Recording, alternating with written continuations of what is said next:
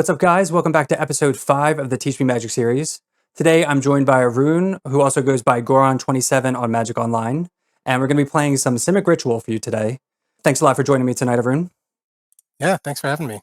So before we get into this very detailed deck tech that we're going to be doing, why don't you tell the people about yourself, kind of maybe when you started playing Magic, what your favorite format is, kind of what you're into in regards to what you enjoy playing. Yeah. So, like I said, my name's Arun. Been playing Magic since Innistrad Midnight Hunt. So I think that's like 2022. I'm like semi-recent. Really fell in deep. Really love it. Modern is my main format, but I'll play Standard if it's the competitive season. Pre-Modern is something I've really been enjoying lately. Anything that lets me do like kind of unique stuff, little off kilter. That's where I'm at. Actually, I didn't realize that you only been playing for a few years now, so that's pretty cool. Yeah. I mean, I've played, I think, enough years or enough games to keep up with the rest of people, like the normal people playing for longer. So, yeah. Nice. And just to let everyone know too, the reason why you're on is because this deck has been more of your focus. Is that right?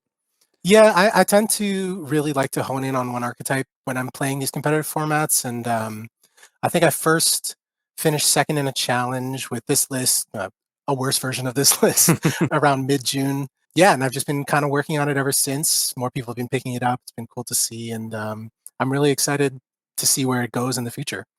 Yeah, for sure. I mean, this list has just kind of popped off the most recent RC. Somebody finished in the top 32, and then there were multiple decks kind of finishing on the top end. So I was keeping up with it as part of the Discord. There was about 5 people who entered. One went 04. We won't talk about them, but but everybody else Mm. day two'd. So it was actually really cool to see, it doing so well. Yeah, and I mean, the Ritual Discord is very active, so if anyone ever wants to join that, I'll have that link in the description below. But I know the person who did finish, I think 30th, he's pretty active in the Discord and posting his results and kind of tournament reports. Yeah, no, Kamari was somebody who joined like I think 2-ish weeks ago, 3 weeks ago, did well in a challenge, and he actually wrote a very sweet thank you to like the Discord afterwards. It was cool to see. Yeah, it's cool to see this deck kind of popping off and showing that it's not just like a fringe deck. It actually has a lot of potential, especially in the current meta right now. For sure, for sure. So before we get into the actual deck tech, why don't you tell everyone where they can find you? Yeah, so I'm Goron27 on MTGO, like the Zelda character. Don't ask me why I chose that. I was 12. Um, yeah. Other than that, you can find me on Twitter at AJ Marlier, Marlier. I'm mostly just tweeting MTGO results and hoping to get retweeted by Fire Shoes, but every once in a while I'll upload some music that I write. You can look up AJ Marlier, the same spelling, on Spotify, and I have a few songs on there. And we'll see if I upload more. It's kind of been a while, but that's a cool side project I like. Awesome. And all of those links will be in the description below, so feel free to check those out. All right, so now we're going to get into the deck tech. We're going to start with our lands. We'll move on to our 2-drops, 3-drops, our payoffs, and then we'll get into the sideboards. So starting with our lands, we have 2 Boseiju Indoors. I know in previous lists I've run 1, but I feel like 2 seems to be the sweet spot as of now. How do you feel about those? Yeah, there's a little bit of contention on the number of lands you want in the list in general. When I first started playing this list, I was on 21. I had a lot of games where I was stuck on 2 and 3 lands, but as we played more, it's kind of that like Jerry Thompson approach. Adding extra land will just make the deck better. I'd really tried to fight it, but it's just kind of true. Now I kind of see this list as having 22 plus Boseiju as a spell. Like the second one I count as a naturalize more than I do an actual land drop. Yeah, and it's been feeling good. It gives you a little more freedom to be able to double spell on turn 5. Like 5 to 6 lands is actually a good amount. It lets you make powerful plays twice a turn, which, is pretty good in Modern. I like that thought process where it's 22 lands plus a naturalize, and yeah, that's a good way to think about it. Yeah, whatever cope to get me to play Yeah, the 23rd land, I'll go with. exactly. I think 21 is pretty crazy though. I didn't even realize. I don't remember how many lands I played in like one of my first iterations, but I think 23 seems pretty solid right now. Yeah, it used to be 17 actual lands and then 4 sinks and a hydroelectric specimen. So like really pushing the bar on what I can fit in there. On lands. Yeah. Yeah, exactly. Okay, cool. So then we have the two Boseiju and then our other channel land with Otawara, which I feel like if we're playing a two-color deck, Otawara is pretty free, right? Yeah, so actually for the longest time, this was the hydroelectric specimen. I felt like I wanted another ritual hit, but the issue was we're playing Coiling Oracle, which we'll get to later, but the idea of that is you want to ramp off that if you can. And so more land sources that are actual lands kind of help make that happen. And I feel like Otawara is just such a flexible card that I feel like I never want to leave home without it. It's just Yeah, so good. it's great. It's uncounterable, which Yeah. we love to see that. And then we have two Breeding Pool, which we're a two-color deck, so I think two's fine with the amount of fetch lands and everything we have. Two Surveil lands. Have you been happy with this number of Surveil lands in this two-color deck?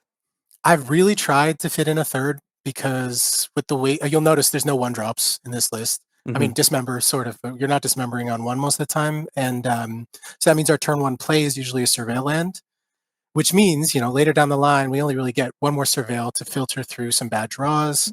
I thought about the third, but didn't really have a space where I felt like it was good. I still want the untapped lands. So two's good for now. Okay. If I'm incentivized to play 24 lands, we'll think about it, Yeah, I mean, I'd have a hard time not cutting a fetch and just adding a Surveil land, but that's almost counterintuitive. I just love Surveil lands, and I agree that you're most likely surveilling on turn one, and the format can get pretty grindy, especially with this deck. So having three could be beneficial in the long run. So we have eight fetches. Eight fetches. I feel like I could have sworn we had more. Is eight fetches is enough? Yeah. You feel like? I think so. We're not really fetching all that often. Like we want a lot of our lands to be spells because flooding out without any action in this type of deck, because their interaction is so almost temporary. There's a lot of bounce spells, a lot of bounce effects. We don't want to have. We just don't want to be flooded, right? We need action, which means all of these utility lands will be replacing fetch number 9, number 10. Mm-hmm. That's fair. And especially, I guess the only positive I would say for additional fetch lands is like fueling the graveyard for Oculus, but I think we kind of do that well enough on its own that we don't need to dilute our land base for that. Moving on to what I might say is one of the more important lands are just our snow basics. So we have two forests and two islands. So why are we running snow lands in this deck? Only because they're cool. No, no other reason. Yeah, no, the Ice Fangs in the 2-drop slot are very important to be turned on as soon as possible. I heard someone describe it as soon as you put the Death Touch online, it's just Baleful Strix with Flash, which is one of the best cards ever printed, I think. In a fair capacity, like you're drawing a card, you are blocking anything, you are trading with anything. It's so good, especially right now with the format being so fair. Like, I mean, there are these big combo decks, but if you're not playing against one of those, playing against Blink, you're playing against Energy, you're playing against Frog variants. This thing walls anything. Yep. This is Riddler's nightmare. I'm serious. Like, I have won so many games because they can't attack with a Riddler because I have this little dork just chilling there. It is. It's very obnoxious for just being just like 2 mana 1/1 with like flying death touch, and it's just it's obnoxious. It's inconspicuous in terms of how powerful it actually is. It's also a great manifest surprise. I've done that quite a few times. Just being like, oh yeah, you can jump your frog and attack. I don't have blockers. Anyway, here's an Ice Fang. I haven't gotten to do that yet, but that sounds. Hopefully, maybe we can do that tonight. That'd be awesome. Yeah. There's Ice Fang. Pairs really well with our snow-covered forest, and then to round off our land base, we have 4 Sink in the Stupor, which are our spell lands, mostly seen like as one-ofs in most decks, 4-ofs in Belcher, but for this list, we're running the entire set. I guess mainly just because we're a 2-color deck, so we are able to run the entire set. I mean, that's one. 2 is the thing I mentioned previously. Flooding out is pretty dangerous in this kind of list, so we want a lot of our lands to have almost this modal spell mode. We're able to use it as a spell as much as we can. Also, importantly, there are a lot of pitch spells in the 75. So having a blue card in our mana base that we can pitch to any one of these is really important. Oh, that's a good point. Yeah. I mean, it just, again, takes from Belcher in the sense where it's a blue, flexible, like card that can be pitched to subtlety, force a negation, stuff like that. But we'll get into all that as well. So there's our 23 lands. All right, so moving on to our 2-drops. When I played this deck previously, I did not run any Fibblethip. My original thought was that this card is unplayable in Modern. I don't understand why this is in the deck. I didn't read it fully. So the bottom part says if it was cast from your library, you draw 2 cards instead. So This is a 2 of that I thought was unplayable. The additional text, I think, helps a little bit. I'm still skeptical, but how has Fibblethip played out for you? I mean, so you can kind of look at Fibblethip as part of this big package with Coiling Oracle and Ice Fang. These are our cantrip 2-drops. The whole idea of the deck is that we want to be going up on cards at every point of interaction with an opponent. So having these 2-drop creatures that can enter, replace themselves immediately, and then be fodder for something like a flare, or even just a chump block, or for a ritual, sack, any of these, is really important. Fibblethip is actually, I'd argue, the best out of all of them. I know at base rate, like when you're playing it from your hand, it feels the worst because it's not doing anything other than drawing a card. I know you're very you Yeah, disagree, yeah. but here's the thing: I have had ritual targets or ritual turns where I've turned down an Oculus for a Fibblethip just because of the draw two. I think it's so important, especially against combo decks, to just refill your hand, try and dig for these free spells as fast as possible, and Fibblethip is the best way to do this. Also, we can play two because we're almost always sacking this card first. We have flares, we have ritual, we have, again, chump blocks. This thing is not staying on the battlefield for long, but it is always drawing two off the library, which is so powerful in a deck full of free spells. Yeah, I mean, those are all great points. So I'm excited to hopefully draw 2 cards with this. Yeah, it's great. But we'll talk about the other 2 drops, which is Coiling Oracle. And then we talked about Ice Fang a little bit, but Coiling Oracle is just when it enters, we either ramp, which is pretty cool, or we draw a card, essentially, right? Yeah, it's really good when you're ramping, like especially when you're on the draw. If you can turn this out, hit a land drop, you're able to hold up something like a Dismember, post board, a Mystical Dispute. And even when you're on the play, right? Like if you're going from 2 to 4 on the next turn, that's so powerful, especially because it enables us to play a 2-drop and a ritual in the same turn, which is so good because we're not exposing our ritual to any removal, or at least not sorcery speed. And it just lets us get one trigger. And sometimes that one trigger will be enough to swing the tide of a game very quickly. We have our Ice Fangs, which we talked about, just flash flying, Baleful Strix if we get the snow-covered lands in play. Pretty solid card. One thing about Ice Fang that's also very underrated is that it's a flash flare creature. So sometimes we'll be playing. There's the threat that we could play a 2-drop sorcery speed. Somebody could play something like Ophelia on that end step, or just a removal spell before they go for their big play on turn 3. And Ice Fang lets us get rid of that removal aspect of the game. If we're playing an Ice Fang with the flare in our hand, it's like we're able to cast a flare for free. That's a great point because you cast Ice Fang, you recycle it, draw a card, and then you just flare whatever spell they were going to cast. That's a good point. Yeah, I like that. Moving on to, I guess, what I would say is even more insane, just because this is more of our payoff, just kind of our top end, is Abhorrent Oculus. Yeah, it's. Yeah. I mean, you guys all know this card. It's really good. We can get it out as soon as turn 3, and that's not a crazy thing to do. Shardless later down the line lets us do that. Just having a ritual out. If we ramp with Coiling Oracle, it's also very good. It's also very easy to hardcast the first one of these. Let's say we have an example turn, a few turns that are like Surveil on turn 1. That's 2 in the yard, so we bin the card. Then we play a second land. If it's a fetch land, that's a 3rd in the yard. We play a Coiling Oracle or any one of these cantrip 2-drops. We have 3 in the yard now. If we sack that thing to flare, that's 5 in the yard. We're untapping. If our 3rd land is a fetch land, we have 6 in the yard, and we could technically cast this turn 3. And that's, again, not an uncommon play pattern. Yeah, and it might sound like a lot too, but that's kind of how the games go. It's just like sequences like that. So also, they fuel each other, right? So once you get the first one out, you're going to be fueling the second one. It's easier to hard cast it. Also, ideally, we're going to hit it off a ritual, but doesn't always work like that. Sometimes you draw all 4, and then you're very sad. That is the downside of this card. Like, you don't want to see it in your opening hand if you can't help it. This is something you want to see off ritual almost always. You either want to manifest it or ritual it or whatever. But we have the emergency valve of filling our yard pretty quickly. Mm-hmm. Yeah, and I mean, manifesting this it just feels like cheating sometimes because it is literally just 3 mana, flip it, and you have one. Yep, it's very good. So yeah, this is our main payoff. I guess I would treat this as trying to get this out as soon as possible, but I did read that in certain matchups, you don't always want to get this out as soon as possible because it can just be killed and then you don't get much value. but maybe you want to save it for later in the game. Yeah, against the Solitude decks, specifically Blink and like Blue-Ray Control, I tend to slow roll these kind of cards. We really don't want to expose it too much because if they Solitude like 3 or 4 of these things, we don't have as much of a clock. Like we have a few things that can poke and we can go super wide if we're able to get that time, but it becomes much harder. For sure. I read somewhere too that like I think somebody got their Oculuses surgical and they just kind of had no win cons or like very few with maybe like subtlety, but it gets a lot harder if you don't have the Oculus. Yeah, it's not like the be all end all, but it, Mhm. it definitely makes games faster and easier. So For protect them sure. if you can. All right, moving on to our one of. So I've played Brazen Bar in my list and I've liked it. It's a very flexible card. It's a one of here. What makes you want to keep playing this card?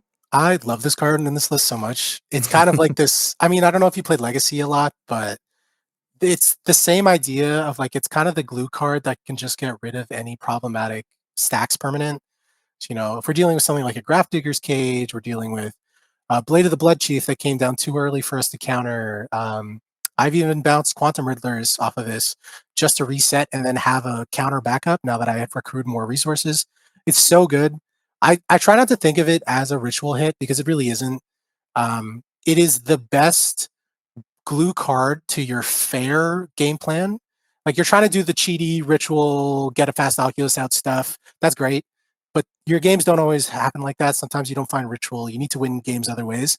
And this is permanent removal, which is very important, and also a good clock and a flash threat too. So we can hold up interaction in these more combo based matchups. We don't need to cast the counter spell. Cool. Here's a 3-1, and it's a really good clock. Yeah, just flashing this in end of turn and just getting the beatdowns in after your opponent's probably fetched down to like 15, 14, whatever. It can really do some damage. Yeah. And yeah, just having that petty theft to bounce kind of anything, any problematic permanent they have, just kind of tempo them out even more than we're already doing.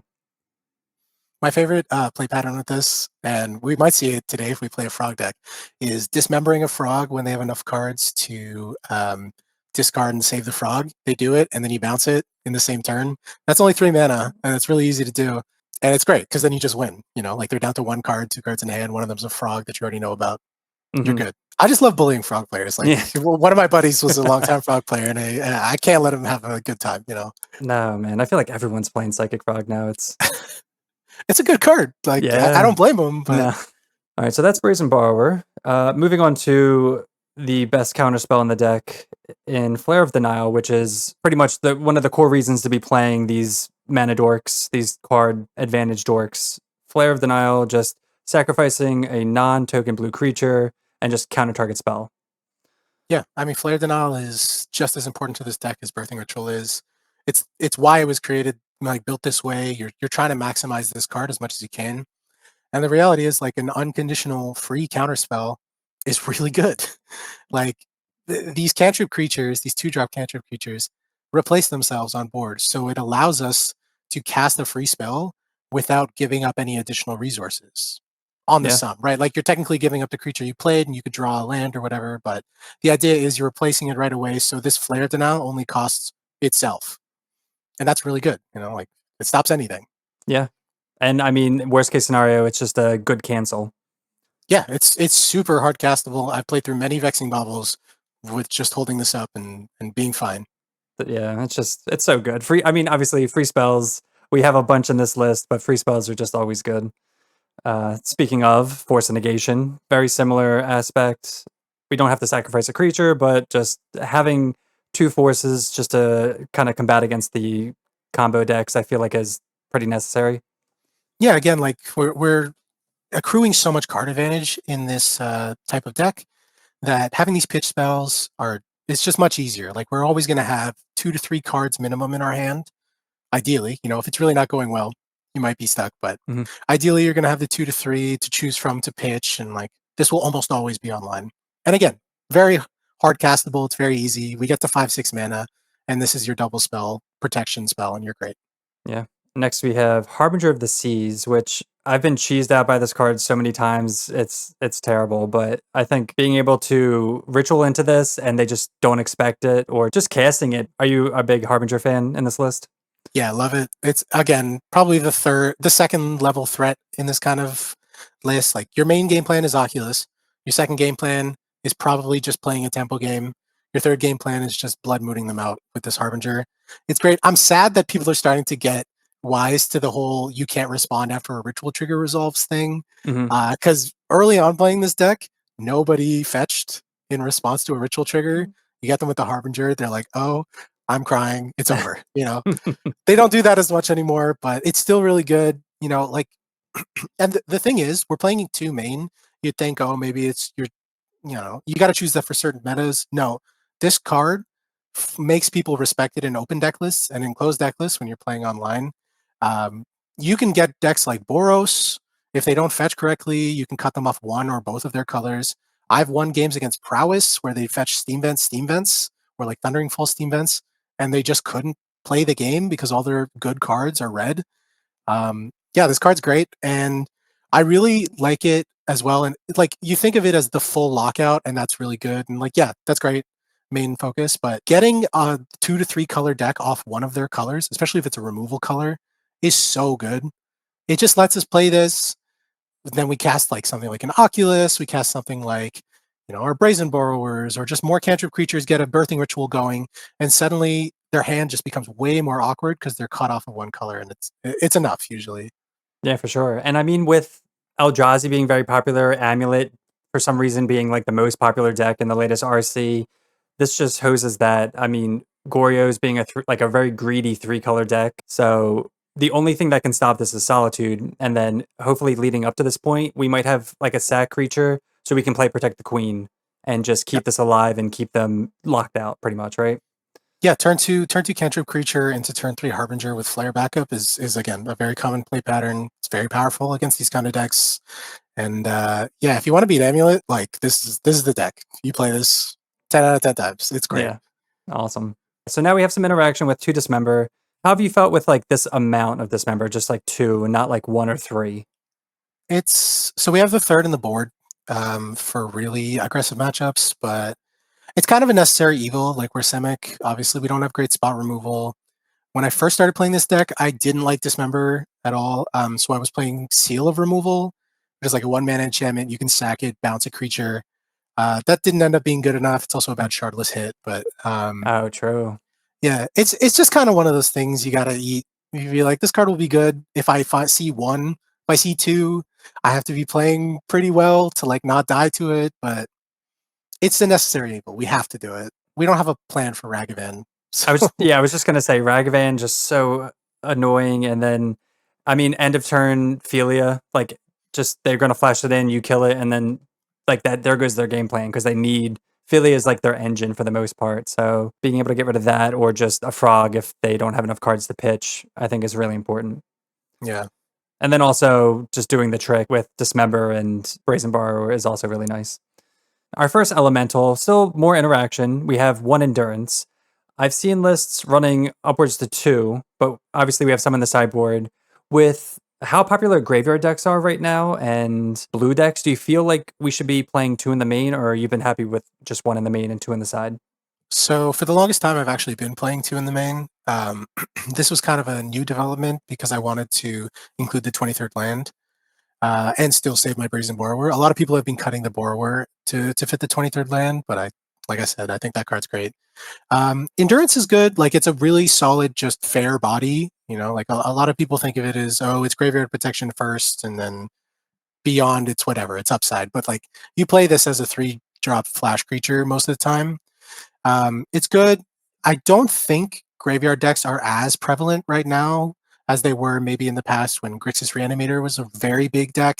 Like Goryo's is good, but it's kind of falling off a little bit. Belcher, this is a very niche interaction, but and we have a lot of protection against other stuff, but it's good. That's why I have the 1. The biggest use I've gotten out of it is using it to recycle our graveyard back into our deck. Because we're a ritual deck that's trying to find specific cards, like when we're exiling our graveyard, I try and keep the most impactful ritual hits in the graveyard still. And then if we're playing against a really grindy deck, like a blink deck or a control deck, say there's 1 or 2 Oculuses in the yard, I will shuffle those back in and find them off a ritual again. Because the reality is, like, if we get the 5th or 6th Oculus, they can't win. You know, like we will grind them out eventually. So this would be mostly for like Goryos, like Phlages. It can hit those. I mean, we'll talk about that more in the sideboard stuff. But yeah, those are just like some few things that it can hit. But yeah, it's also really important to know because we're such a grindy deck. We want to cycle all our payoffs back into our deck so that way we can ritual into them or draw into them and just recast them. Right. Second to last creature we have is probably one of my favorites just because I'm a Rhinos player at heart. If I'm not playing Eldrazi back in the day, we have Charlotte's Agent, which is just an insane value creature. Just casting this, cascading into all of these amazing 2-drops that we have for our deck. What are your thoughts on Charlotte's Agent? Yeah, I love this card so much. In any fair matchup, I'm happy to see it. In most combo matchups, if I have a counter spell in my hand, I'm happy to see it. Like, this card's great. Obviously, you have the dream of Shardless into Ritual, sack the Ritual, get an Oculus, or sack the Shardless, get an Oculus. That's great. That will definitely happen. But just casting a 2-drop that's a 2/2 and then also has a 1/1 with it that draws a card is such high value. Like against these blue decks, say you're playing against the Frog deck, they on their turn 2, they play a second land, they hold up presumably counterspell mana, right? This is the best play you can make because they can't counter both of these on 2 mana. You are going to hit either a cantrip creature, which will replace itself. If they counter that, great, they countered a 2-drop that you cast for free. You still have a 2/2. If they counter the Shardless, great, you have a 1/1 that draws a card. It's all upside.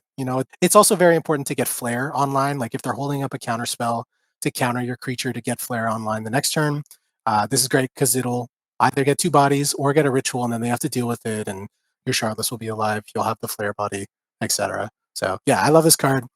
It's the best top deck you can have in game 1 for sure.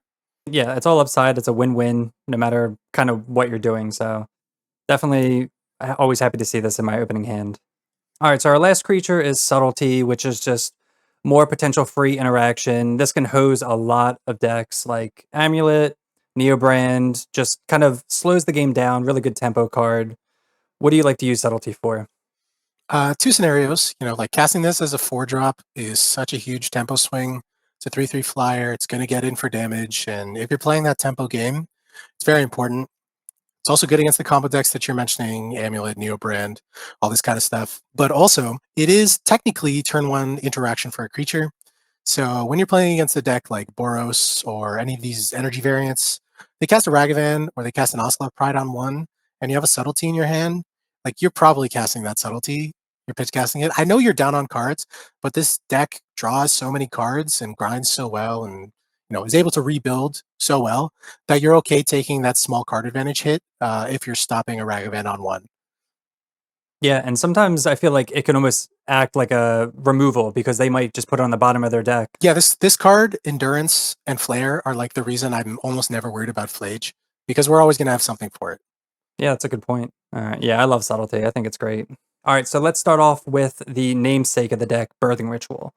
So it's an enchantment for 2 mana. At the beginning of our end step, we get to look at the top 7 cards of our library. We're going to have a creature in play most of the time, so that's not usually an issue. We get to sacrifice the creature, and we just get insane value. We're usually going to be sacking Oracles, Ice Fangs, Fibbletips, and we're going to be looking for Oculuses, sometimes Endurance, sometimes Harbinger. Birthing Ritual is just pretty much the engine of the deck. So if this isn't online, our deck operates, but it doesn't operate at like max capacity. Is that all fair to say? Yeah, definitely. It is the reason why we're playing this deck. It's so powerful. Like you have a ritual out, and then any one of your creatures is a potential Oculus, is a potential Harbinger, is a potential, even just a potential draw. Like the baseline of this ritual, if you have a 2-drop out and you hit 7, you hit a creature, like your base is you're drawing a card. So if you have you just have the Monarch for a turn, which is great. Like especially in this deck when you're playing all these free spells and pitch spells, that's your best way to accrue card advantage is just looping this cantrip creatures over and over and over and just burying your opponent in cards. I like that comparison, just having the Monarch. I didn't really think of it like that, but it's like you cycle Coiling Oracle, Birthing Ritual trigger, and then you sack it, get a nice Fang, you draw another card, and you're just drawing card after card, like 2, 3 cards a turn. And it's also just great because, again, you can hit Oculus, you can hit your payoff, or because we have a good amount of flex creatures here with like Endurance, sometimes you'll hit that and you really need to get rid of a graveyard, or you can just lock your opponent out with Harbinger. Yeah, you get a lot of variety. Top 7 is like a lot of cards to look at. You're gonna get one of these impactful cards, and even if you just hit a Fibblethip, like a draw 2, great. Yeah, it's crazy when I first saw this too. Like, look at the top 7. 7 just seems like a crazy high number. If it was like 3, 4, 5, I was like, okay, but 7, I was like, oh my god.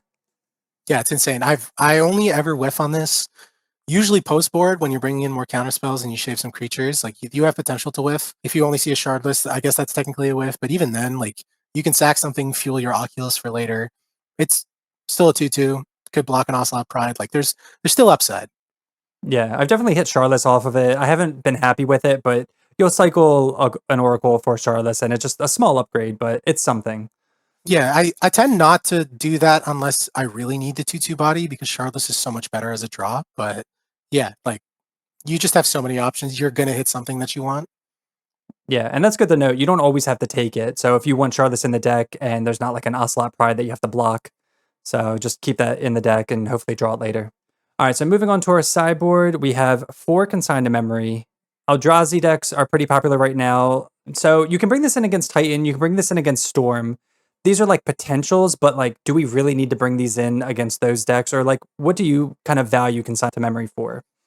So the biggest tension in this deck in general is Shardless Agent versus sub 3 mana counterspells. Yes. It's a big trade-off, right? Like I'm of the opinion that you don't want to be keeping in the Shardless in most scenarios if you're bringing in these cheap counterspells.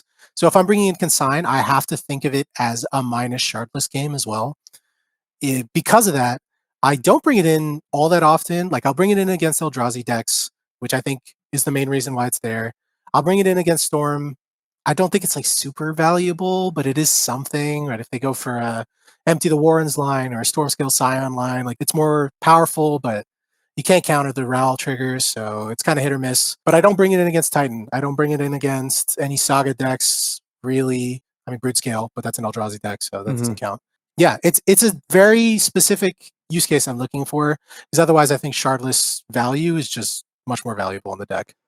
And I feel like our deck's already pretty well established against Titan. Yeah, it's definitely like user choice. Like I know there's a lot of people. Kamari, the guy who played in the RCU, did well. I know he brought in consigns against Titan, and like I'm not saying that's wrong. That's just my opinion, but I feel like this is something you have to play with and test around with to kind of get your feel, because it is important. I also bring it in against Belcher, obviously, because like that's such a great answer. But yeah, Yes, definitely Belcher. I feel like I haven't been mentioning that. It won the Pro Tour and then just fell off. Like I haven't seen it. I haven't heard anything about it. I don't know that's what combo happened. decks, man. Like if they're not busted, people are gonna find ways to deal with it.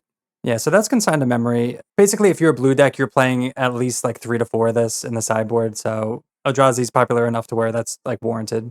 Our other 1 mana spell, Instant Scolding, which also has contention with Charlotte's Agent.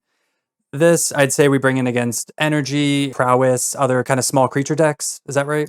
Yeah, usually energy, usually prowess, usually brute scale as well, because they have a good amount of targets. This is something that I'm starting to test with keeping the Charlotte's agents in as well. It is a brick, right? Like you can cascade into this and it doesn't do anything. Your good sideboard card is out of the deck and you only have a 2/2. Everyone's sad. But I recently went down to 2 in the sideboard to allow for this so that there's less brick potential. I used to play 3, and a lot of people will still play 3. But I think if you're playing more than 2, you should consider taking out the shard list when you're bringing them in. The reality of this deck is that our weakness is aggressive decks, low to the ground creature decks. If people flood the board very quickly, it's hard for us to keep up at the same level. We can, especially with the fast Oculus, but it's not a winning formula. So Stern Scolding is kind of that glue to give us a little more time, get to our 2 drops, 3 drops, put our flares online, and hopefully stabilize from there. For sure. If so let's say again, it's just while it's on my brain, if we're up against Brood Scale and we want all of this, are you going to take out all of the Shardless because we're bringing in so many 1 drops? Yeah, for sure. Okay. I didn't know how optimistic we wanted to be with this, but It's Shardless is a great fair card, but there are a few combo decks where we don't want to be tapping out if we don't have a flare in our hand, and like we're not guaranteed to have that.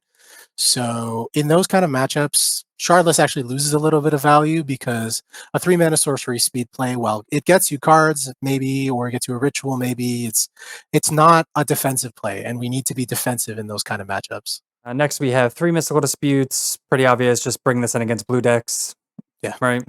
It's part of the package. Affinity is also sometimes a bad matchup. It's gotten a little better, but yeah, Mystical Dispute is a great answer to Affinity. Stops the Emissary turn 1, stops the Kappa probably turn 2 with how people play Affinity. Yeah, I think it's so high value. There's so many good decks that it's against. The Riddler decks too. I bring all 3 in against every Riddler deck. It's great. Yeah, this hits Riddler, hits Psychic Frog. I've been seeing uptick into Fairy just because Jeskai Blink is everywhere now. Mhm. I think that deck is. I mean, we'll talk about that later. I'm not the highest on that deck, but Between you and me, it's a really good matchup. So, okay, yeah. but Okay. don't tell them that. Don't tell them that. So we're not worried about that. But yeah, Yeah. so bring in your Mystical Disputes if you're up against a blue deck. We have our third Dismember, which we talked about. Just good early removal, just to stop any early Ragavans, all that good stuff. Yeah, also not a shardless brick, which is really nice to have. So that's why I'm not playing the third stern. But you could chop and change if you want. Next, we have 3 Force of Vigor. Again, being a Rhinos player, I loved playing this set in my list, and I'm a huge Force of Vigor fan. And I feel like this obviously comes in against Amulet Titan, which we're already doing well against. We just do even better against them. What other decks would you bring in Force of Vigor against? So the 3 specifically are because of affinity. We need this turn 0, turn 1 play to slow down their bursts plays, turn 1, turn 2. It's also very good against any saga decks, like creature combo saga decks like Brood Scale, or if you're playing, I don't know, Hardened Scales. There's a Hardened Scales locals. That's why it's in the top of my head. You're probably not playing against it. But like these low to the ground saga decks are very hard to deal with as a blue based deck. And so Force of Vigor allows us to just snipe 2 of their things. Usually it's a saga and one of their either threats or engine pieces, and then we're able to push on from there. Yeah, I've definitely Force of Vigored a Saga into Amulet, and they just like scoop on the spot, and it's just like the greatest feeling ever. Oh yeah, it's amazing. All right, and then lastly, we have our other 2 Endurance. We have the 1 in the main and then 2 in the side. Bringing this in against Goryo's decks. Are we bringing this in against Energy for the Phlages? I know we said we're pretty comfortable combating those, but do we need the Endurance there? Yeah, I bring them in. Again, it's not just for Flage. Like a 3/4 flash blocker is really good. If they're committing a Ragavan attack, if they're committing, an Ocelot Pride with a guide jump, if that guide hasn't been pumped up, this as a flash blocker kills the Pride if they don't have a removal, obviously. And yeah, it also resets the graveyard for Flage or snipes the Flage that's already in there. I think it's a good fair card. I also bring it in against Prowess because it's really good against the DRCs. It blocks slick shots, which, unless they have a mutagenic growth, it will trade. It's just a really good flash body. I really like it. Yeah, and I feel like I'd maybe consider bringing this in against blue decks, just as like you said, like a flash threat, maybe, like in addition to the disputes. Against Blue Eye Control, I usually bring in 1 more, really just for space. I don't bring in the third just for space reasons, but like I could see bringing in the third if you have a slightly different setup. Yeah, anything to just bait out a counter spell and then play something like a Ritual, Sorcery Speed, you're good. Mm-hmm. And then on the off chance we play against Mill tonight, Endurance is a hot commodity. You say that. I've played it a lot recently, and this card is the only way I'm winning those things. You just have to be scared of extirpate, but if you get one of these resets off, you're good. You're golden. Yeah, extra cheese. Yeah, I don't like that card, man. I'm like holding up all this free spells, and he's like, "Cool, split second, you're dead." Oh, I know that's that feels bad. All right, so that was a very detailed overview of Simic Birthing Ritual in Modern. Before we get into the video, I want to talk to you guys about becoming a YouTube channel member. You'll get access to a lot of cool perks like loyalty badges, cool emotes, and early access to videos like this one. Also, we are Mana Traders content creators, so if you want to save up to 25% on your first subscription, all that information is in the description below. Yeah. All right, and let's get into the gameplay. All right, welcome to match 1. We're on the draw here, and we have 2 lands. They're 2 basics and some counters, some creatures. What do we think about this hand? Yeah, I like it. We can cast our 2-drop. Our 2-drop's going to cantrip. Hopefully, I mean, we're on the draw as well, so finding that third land's going to be pretty easy. We have the flare. We have the force. This is a really good hand. Okay, I'll keep this then. It's always weird kind of keeping like double basic hand. I usually want to, like we said, we want to be surveilling on turn 1, but it is what it is. Sometimes you don't get it. It's nice that it's 2 snow-covered basics, so our Ice Fang's 1 away. Playing its Burn. All right, so we're up against Rakdos Burn, it looks like. Yeah. I mean, these free counters are going to be good. I'm hoping. But so aggro decks are kind of our weakness.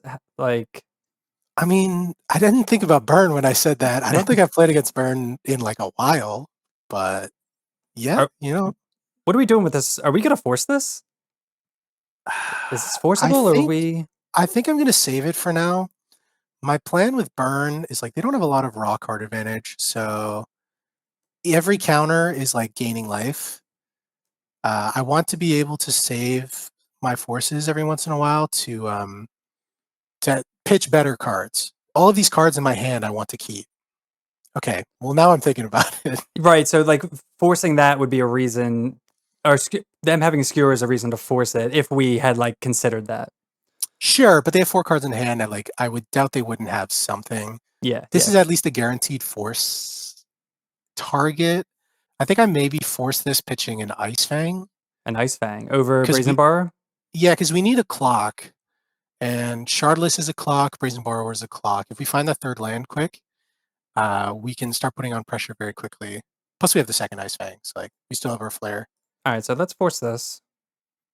Hopefully they don't have another one. Against like Rakdos Burn, I know they usually play the 2-mana enchantment. That's what I was really hoping to snag here. Yeah, we have the Brazen Borrower and also flare next turn. It's like not the end of the world. Yeah, like they're gonna have so many of these effects. Bump in the night, yeah. But again, at least they're not on the creature plan. If without creatures are a little bit slower. Great. There's our third land. Yeah, I think we go forest and pass. We don't need to play the Ice Fang. They could potentially have something like a Searing Blaze, so playing this instant speed is good. Yeah, so right now we have Ice Fang, instant speed with flare up. This is like such a common play pattern of the deck. We're just holding up this secret free interaction. I think we're just flashing this in and flaring this. I Like agree. we're just gaining 3 life. And this Ice Fang's not a big enough clock to worry about. Draw Subtlety. That's potentially good if they have a creature. So we're just definitely going to counter this. Yeah, for sure. I've seen some of these lists play Vine Lasher, like Iridescent Vine Lasher. That might be some case, but like, I don't know.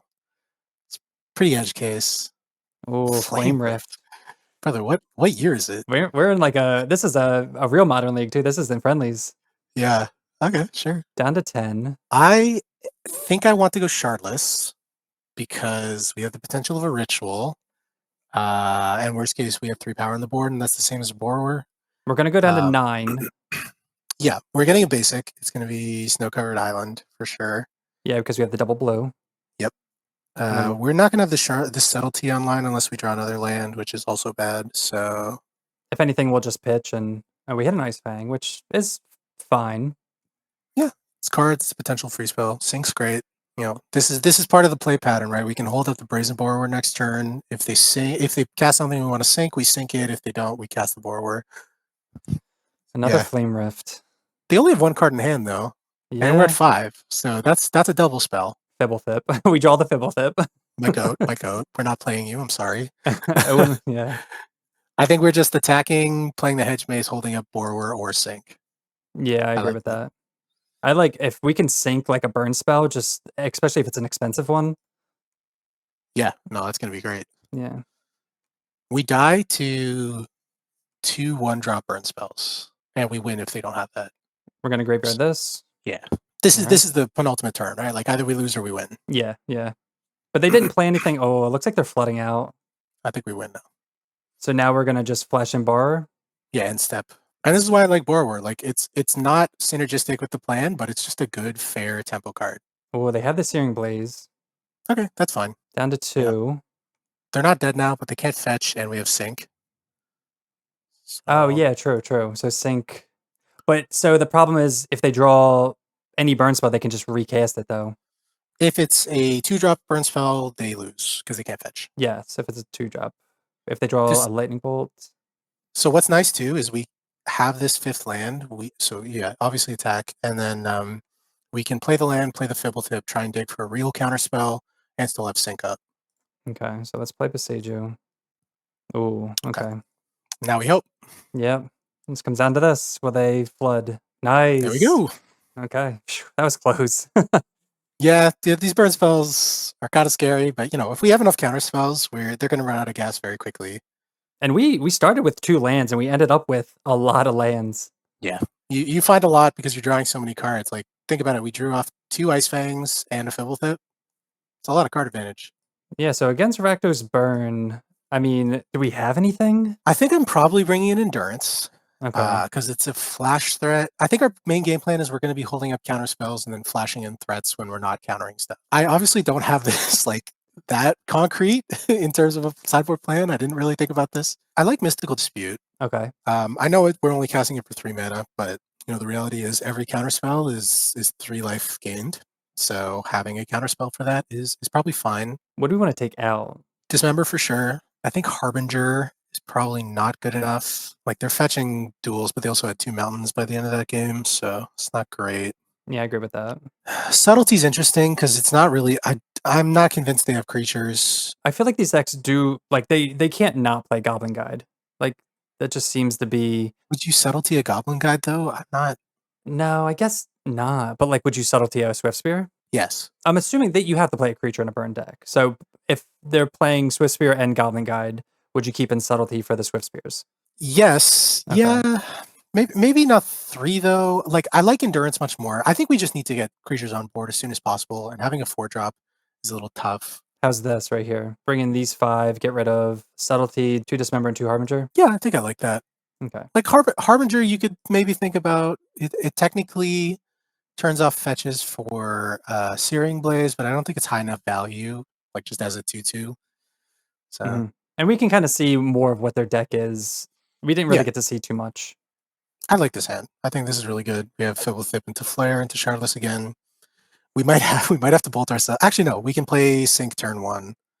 Okay, we'll play this tapped. We I don't want think so. to Like surveil over playing this. usually I would surveil, but I think just saving the life is much more important. And it's not guaranteed we're hitting the 3rd land, and we're on the draw again, which means I want to hit my 3rd land on curve. There's Swifty. Yeah, you called it.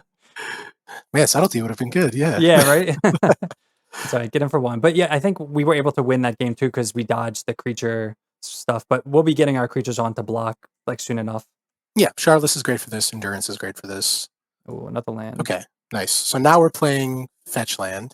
Okay, because we have the 3rd land. Okay, that's why. I didn't know we're going to treat this as a spell now. Yeah, we're also probably playing Flooded Strand. Okay. I like to keep my Misties last in case I want to fetch either basic. And True. we're usually fetching Forest on 2. I guess we don't have Harbinger, so it's less valuable, but force of habit. Yeah, it's good to just like keep that in practice because this can get blue or green, and this always gets your forest. Yeah. Okay. It's vortex. Yeah. I mean, there's not much we can do. So. Yeah. And this is what I was hoping to force last game, but I'm assuming this is a sideboard card. This is maybe a reason why we cut some of our free spells, because that thing's going to dome us for 5. Mm-hmm. Yeah, gone. For Head sure. maze into the graveyard. Okay, so Vortex. we're playing more of a fair game. The good thing is they're not just burning us out. I think we're going Windswept Heath, hold up Ice Fang, because we don't want them to sorcery speed kill the Ice Fang, hit us with a Swift Spear. And we're not playing this Flare anytime soon. So Yeah. the good thing is we have Shardless, which can gum up the board for the Swift Spear, and we have Endurance, which is a really good blocker. So we actually have a good fair game right now. But Shardless triggers Rolling Vortex, right? You were so right. I forgot about that too. Yeah. It's an anti-Rhinos card. Again, I keep bringing it up, but it's an anti-Shardless card. So yeah, all of this is obnoxious.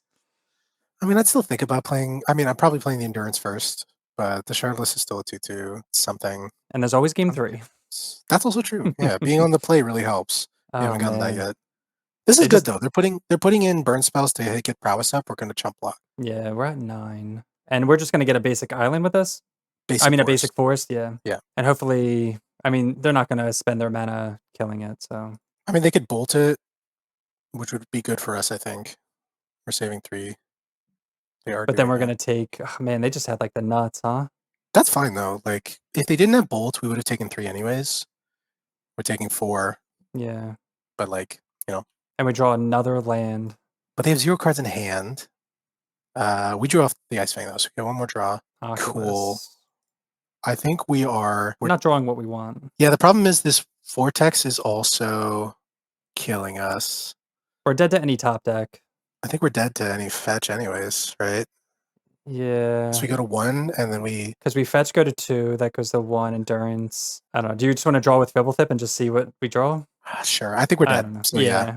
That's If this was paper, I'd cast Shardless and see if they remember the trigger. But yeah. you know, yeah, we can't really do that here. No, it's just another land. Yeah, I think we're just dead. Yeah, we drew just all lands, and then like unfortunately, like this is what we want to see, but not in this game state. Is this bump? Yeah. Okay. Yeah, I mean, they had the Vortex on 2 before we could get a free counter down. That's going to happen. Do we want subtlety back in because we saw the what's it called, or The Swiss Spear? Yeah, I mean Brazen Bar was fantastic against the Vortex. Yeah, I don't think there's anything I want to cut. I mean, you know what? You could cut an Oculus in this spot, because if you think about it, like, you're not gonna cast it. It's gonna be our final finisher if we're trying to push if we get like a ritual out or something, but Mm-hmm.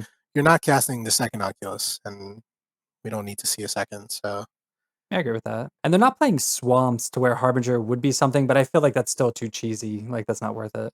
no, yeah, I think it's just too loud. And everything in our deck now is pretty good. We're on the play, which is really good, which means we can get a cantrip creature down and potentially flare Vortex, which is what this hand does, and has an endurance on 3, surveil. I like it.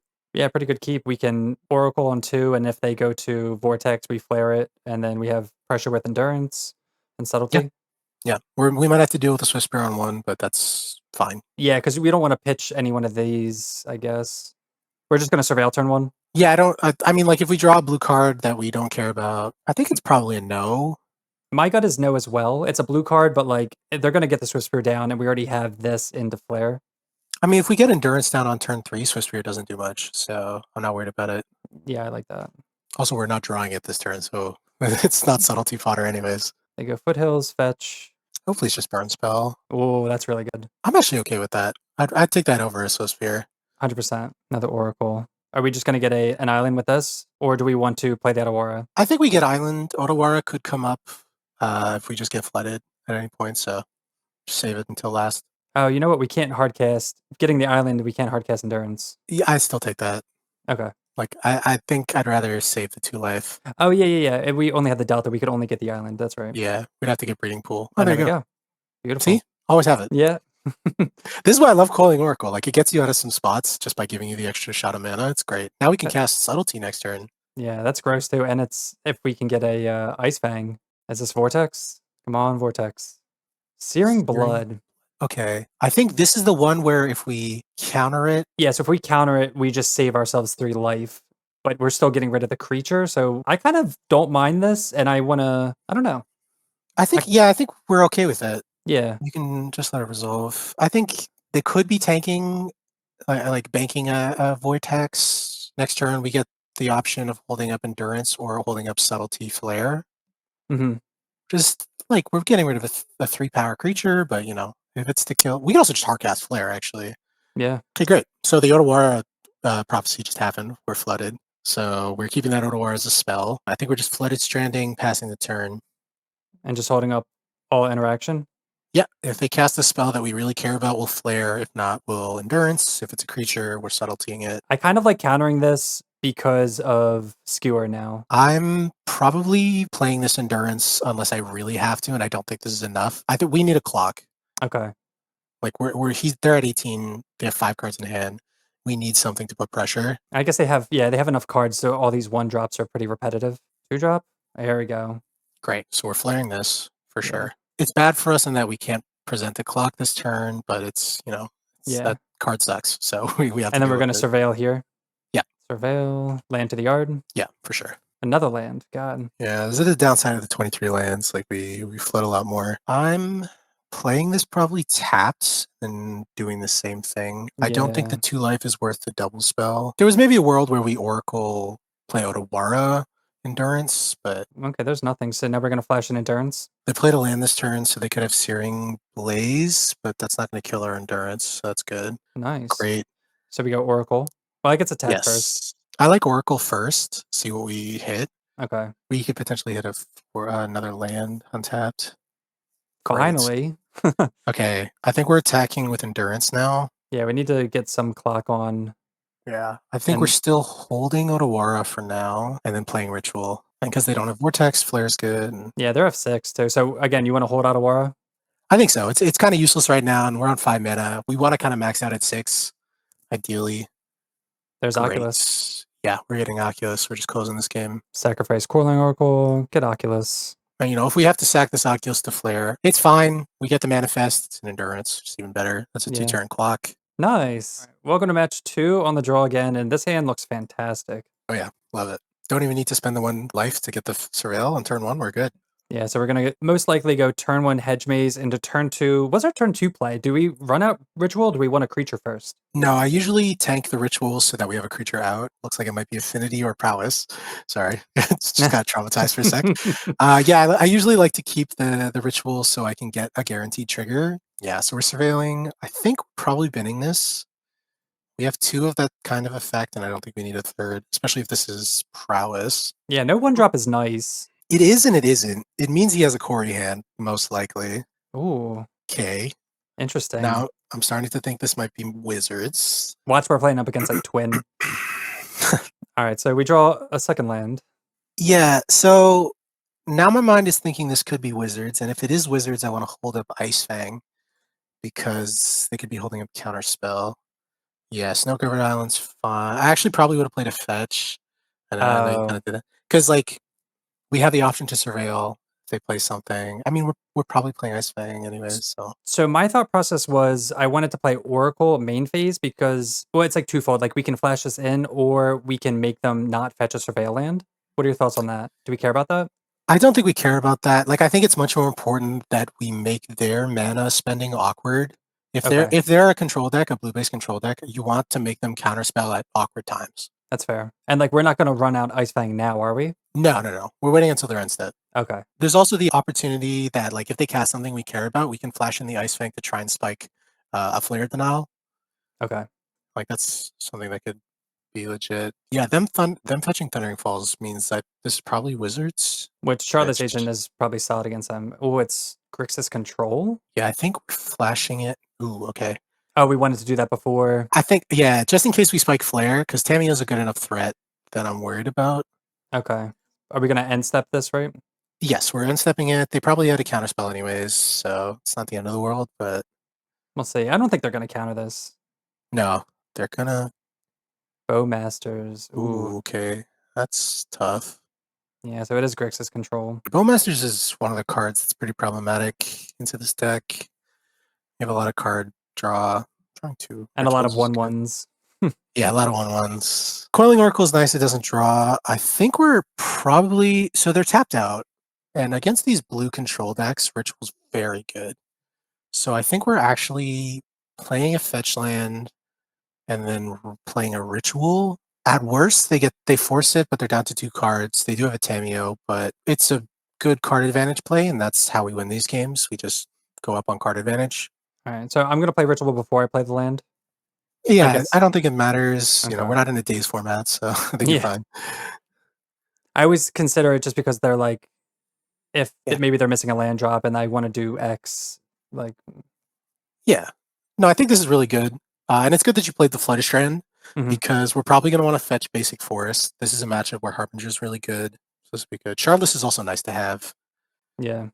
This is kind of the scenario I talked about in the deck tech where we're up against a counterspell deck. They're going to be holding up interaction, and we play a card that's a 2-for-1.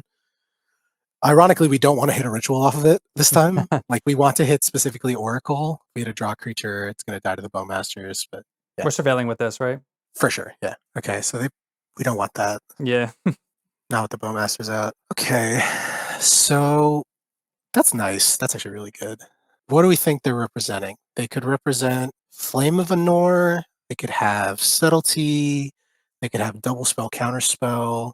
They could have a lot of stuff. Potentially Counterspell, Crack Clue, right? I think I just like Oracle. This is we put them in the squeeze now, right? Ritual is making every single creature that resolves a potential Oculus, which is huge. Yeah, I like that. So if we lead off on 1 Oracle, would you go Shardless if we hit a land? Because then we can go Oracle Shardless? Yeah, probably. There's a scenario where we Shardless into a draw creature and then it just dies, but whatever. That's fine. Spell Snare. Okay, so there's a scenario they could have Flame, but if they Flame an Oracle, I'm not worried about it. Yeah, we just go fetch basic Forest, get Coiling Oracle out again, and hope for the best. They're down to 3 cards. Like, I know they have a clue on board, but okay. It's good. With the Force force. Negation's good. Yeah. It's And we it's get less the good trigger. against these red control decks because they can play a lot of instant speed, but Mm-hmm. it's something. Are they gonna kill this with Flame of Anor? I feel like they would kill this and draw 2 or something. Yeah. That's probably the highest upside. I think they're doing it. It's main phase. No. Yes. We Not can't much we can force do it. there. It's okay. Yeah. We're making them use resources. I know they're drawing 2, but like this is good. We're running them out of cards eventually, and then we have this threat of a ritual. Anytime they tap out or they let something resolve or they just don't have the answer, we have a potential Oculus. Yeah. And we are definitely gonna slam this Starless Agent. For sure, for sure. I think we maybe lead with the birthing ritual I don't know. It depends on what we draw, I guess. Ideally, it's a Coracle. It's not. That's It's another bad. land. That's okay. Against these Yeah. control decks, it's Yeah, kind of yeah. nice. Yeah, I think. Because I'm thinking high upside. If we start with Shardless, somehow we hit an Oracle, make a land drop, and then we can double Shardless maybe. Just like in Yeah, a perfect world. yeah, I like that. Yeah, I think we go for that. So we'll see. I mean, they haven't played any counters other than Spell Snare, so I feel like they have to have something. I know these blue decks just in general have been going down on counterspell. That's unfortunate. Yeah. We still cast this though, right? Yeah. It's still a draw, right? It's Yeah. kind of what we need. And they have to kill it, so that's where the damage at least goes to, not our face. Yeah, I mean the army will get bigger, Mm-hmm. but that's something we could chump for days. Netherlands. Yeah. Brutal. Okay, but we have Charlotte on the stack now. Do they let it go? It's so awkward for them too, because it's like it's a birthing ritual target, but it's just like Shardless. I don't know. Subtlety, yeah. Yeah, we can't do anything about that. Yeah. I think we're putting this on top. I was gonna ask, are we topping this to double spell next turn? Yeah, I like double spell Shardless. And we're just gonna get a tap land with or Not just play the stat? not the fetch. I think we're playing Besage You and then Birthing Ritual. Okay. I guess they don't really have any targets for Yeah, we're not hitting anything with Besage You. Also, we need to draw that Shardless, so yeah, can't yeah, fetch. yeah. And then if worst comes to worst, we can pitch here. Yeah. It's not like we're playing blue-white control, right? Like they're not gonna play this one big powerful spell, so Force loses a little bit of value. Yeah, I feel like I'd side this out actually. I'm definitely thinking about it. We're down to 4 though. Yeah, this is tough. The nice thing about this deck though is into any fair board state, you have a shot at just stabilizing out of nowhere because of ritual. Bowmasters makes it harder because one of those lines is through cantrip creatures, and we're shardlessing right now, so we're probably gonna hit a cantrip creature, but And they have 4 cards in hand. we do. And they also didn't crack their second clue, which means they Yeah. probably have a subtlety. Just gonna roll with it. Oh yeah. I mean, what else we do? Yeah. I mean, we can hit like Oracle, which doesn't draw. We're down 3 Ice Fangs. Sweet. That's great. Okay. There was maybe an argument to play the Misty first so we could hold a force if we really needed to. It's kind of negligible, but yeah. Counter. But like, would we force that? I guess. I would think about it because the other alternative is hitting Shardless and hitting a potential cantrip creature again, and then just Jesus, just double counter yeah. spell. Yeah, so now Okay. we're just dead on board. Yeah. Oh well, we No. can shard this here. Yeah. So We we'll can- fetch a basic. Yes. We need to hit our last Coiling Oracle and then Ritual into like 2 Oculuses. There's not nothing. It's it's realistic. We're looking at top 7. Yeah, if we hit a cantrip creature, it's kind of unfortunate. If I mean, this whole game's kind of been unfortunate. I know. but It's just the Bowmasters though. Like we've hit pretty well another birthing ritual. yeah, see, that's what we don't want to see. At least we get to cycle this 3 times. Well, we're gonna die to the Bowmasters, so Oh no. can't even do the draw trick. Oculus. I mean, we're Yeah. still kind of dead on board, aren't we? Not yet. We can chump the Orc Army with the Manifest and then block the Subtlety, and then we take 1. All right, so we'll take. Oh, there's the Oracle though too. I think we actually take Oracle. Yeah, because we're Yeah, going to we be have- cycling it a bunch. Yeah.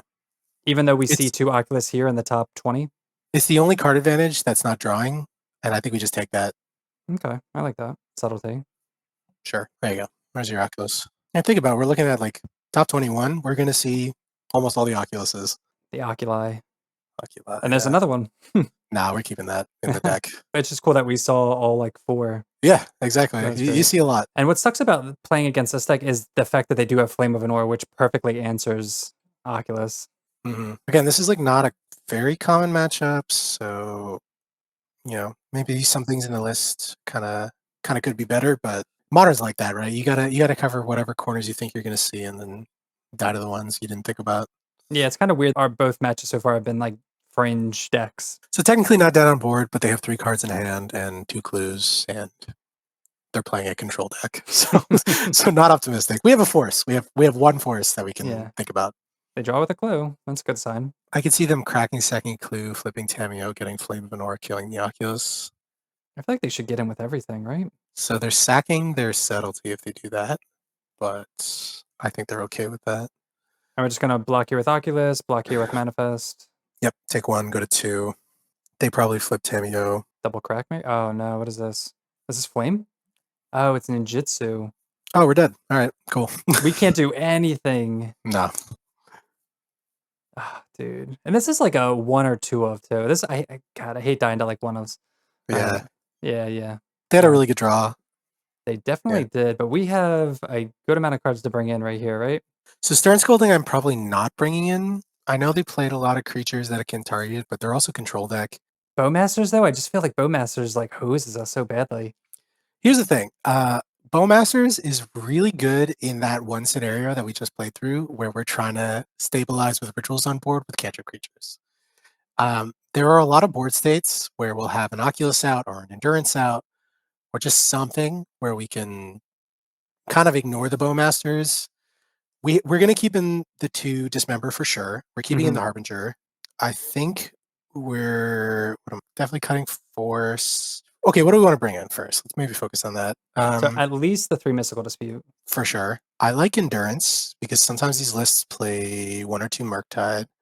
And again, it's a flash blocker that blocks a Tameo. It outsizes a Bowmasters. The subtleties are interesting. I would maybe consider, but they're also good tempo. Barbara it hits like the orc token, but nothing. So Borwer can bounce and establish Bowmasters and then counter it on the way back down.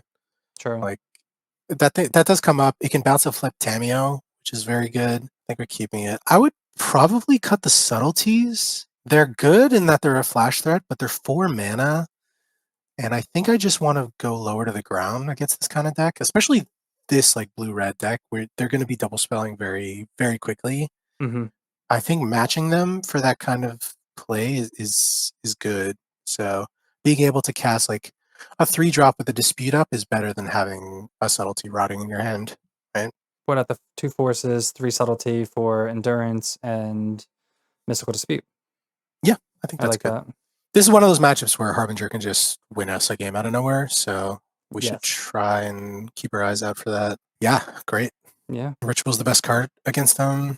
I mean, it's the best card in the deck, and we have 2, and they might spell snare the first one, but I'm also probably not playing it on 2, so we'll see. They mulligan to 6. Yeah, this is looking more like a turn 1 Hedge Maze into Fibblethip into Birthing Ritual. Yeah, or Shardless. See how they interact with that. Bank the rituals to really get those triggers, If we can double spell ritual, it's really good because they'll probably have an answer for 1, but not both. Start with the Hedge Maze. Looking for... So it's a land, but I feel like we don't want this, right? It's interesting because, like, if we're against a control deck, we want to double spell on 4. I think we're binning it, but that is definitely a decision you make with the caveat of, like, oh, if we don't draw a land within the next, 4 draws, it gets a little harder for us.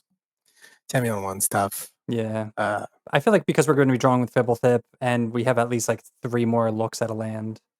That's great. Okay. Yeah, we're playing that Coiling Oracle for sure. Okay, we're going to play it over a Fibblethip? Yeah, because it could ramp us. Okay. We want to get a basic forest here? Yep. We're playing a Harbinger game. We want to be able to cast our green spells. Cool. Because we're up against a control deck, would you consider playing the Birthing Ritual to like slam it? Or maybe.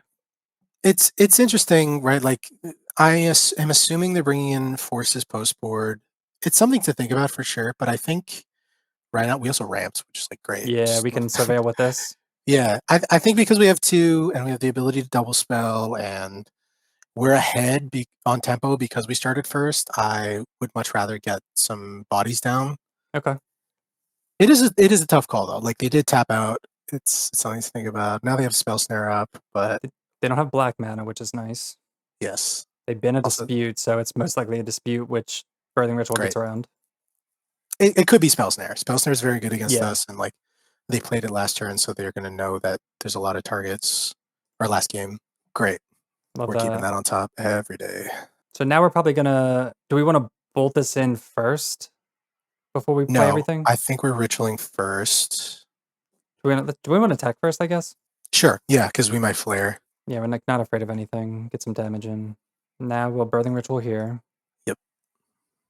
And the nice thing is, if they go to counter ritual, we could potentially think about flaring Oracle and then playing Fibblethip. Oh. I think that's good enough to. So they pitched an extra Tameo. Oh yeah, we could flare it, but then we don't have anything for Birthing Ritual. Do we want to just? Fibblethip. Oh yeah. We cast it afterwards. So yeah, it depends on if you want a double ritual here or. I think if I'm in their spot, like if I have a Spell Snare in my hand, I'm casting that before a Force. 100%. If they have a Mystical Dispute, it gets a little more interesting because suddenly, like, we're giving them a target. I feel like they have to. There's no way they're gonna pitch a dispute unless they're really stuck on lands. Yeah, that's a good point. I'm actually comfortable letting this go. And then, do you want to ritual again? Yes. Yeah, they're either stuck on mana, which is why they're getting rid of such a good counterspell, or they already have one in hand. Yeah, and like we have the Shardless, so if we do have to flare this creature, if they were banking something, yeah, they didn't. Great. Cool. Shardless is a great way to get 2 bodies on board again, so plays around stuff. Great. Oculus. That is the best thing I've ever seen. Easy Oculus. Easy Oculus. And we're valuing the Oculus here because, like, we could get the Oracle for more card advantage against a control deck, but we want the pressure here. Yeah, plus it stops. Okay, that's also great. Look at this. It stops the Tameo from attacking. Now they could Flame of Anor, which would line up really well. If they do flame, I'm considering flaring, sacking the Oculus because we have the second one. Okay. I mean, they can still have it. Yeah, they can still have it, I guess. It's just such weird timing, though. Like, I mean, it all makes sense, but it's just, I don't know. Oh, part of these, yeah, okay. I think we're flaring to not flip the Tameo, and also they only have 2 cards in hand after that. And we have the Oculus on board. I'm very happy flipping this Oculus next turn and just... It's good. We're in a good spot. We could also play the Shardless. If we draw land, I'm considering flipping the Oculus. If we don't, it's a different question. Draw an Oculus. So we can hard cast it, we can flip it, we got a lot. I think I like casting Oculus, like hard casting it. They're tapped down. You don't want to flip this one? No, that thing's already resolved. Like, we're trying to resolve our threats. True. And they so don't they have could mana. subtlety it. Sure, you're at 0 cards. So I guess my other question would be is we could always Shardless and get a lot of value, and then we have something to Birthing Ritual. If we cast Oculus, we don't have anything to Birthing Ritual. So the thing I'm really worried about is them attacking the Tameo, getting another clue. I want to have a flying blocker for the Tameo that will kill it, or an endurance. And that's not guaranteed off the Shardless or Ritual. So I think I'd rather guarantee them not being able to attack with the Tameo. So why are you concerned about the clues if they already have 2? We're playing a card advantage game now. They're a control deck, and they're specifically a low to the ground control deck. So cards in hand is potential answers to any one of our threats. Okay. I think we're trying to limit them as much as possible. If they spend their turn cracking 2 clues, like they play a 4th land, you know, flip the Tameo, that's fine. We're going to kill it right away, so they can't even do that. I think it puts us in a good spot. Okay. Shardless is a spell that I really like to save against these blue decks when they have counter spells up. Yeah, we're not sacking anything. Yeah. We're good. I'm not going to cast it most of the time if I have another alternative and they're tapped down. I like that logic. And we get a nice Ice Fang. Kind of far away from Death Touch, and we threw away the Yeah. land. But something. It's a 2/2. Yeah, it's something. Oh, they find the black mana. Yeah, so if they have Fatal Push, they're low on cards. Like, we're in a good spot. We're in a really good. We have 2 Oculuses. Like, Yeah. can't complain. But yeah, even outside of that, we're just in a good spot. They're low on cards. We have a Ritual going. We have bodies on board. Their Tameo's walled currently, so they have to spend a card to get rid of it. Then they can't flip it the next turn.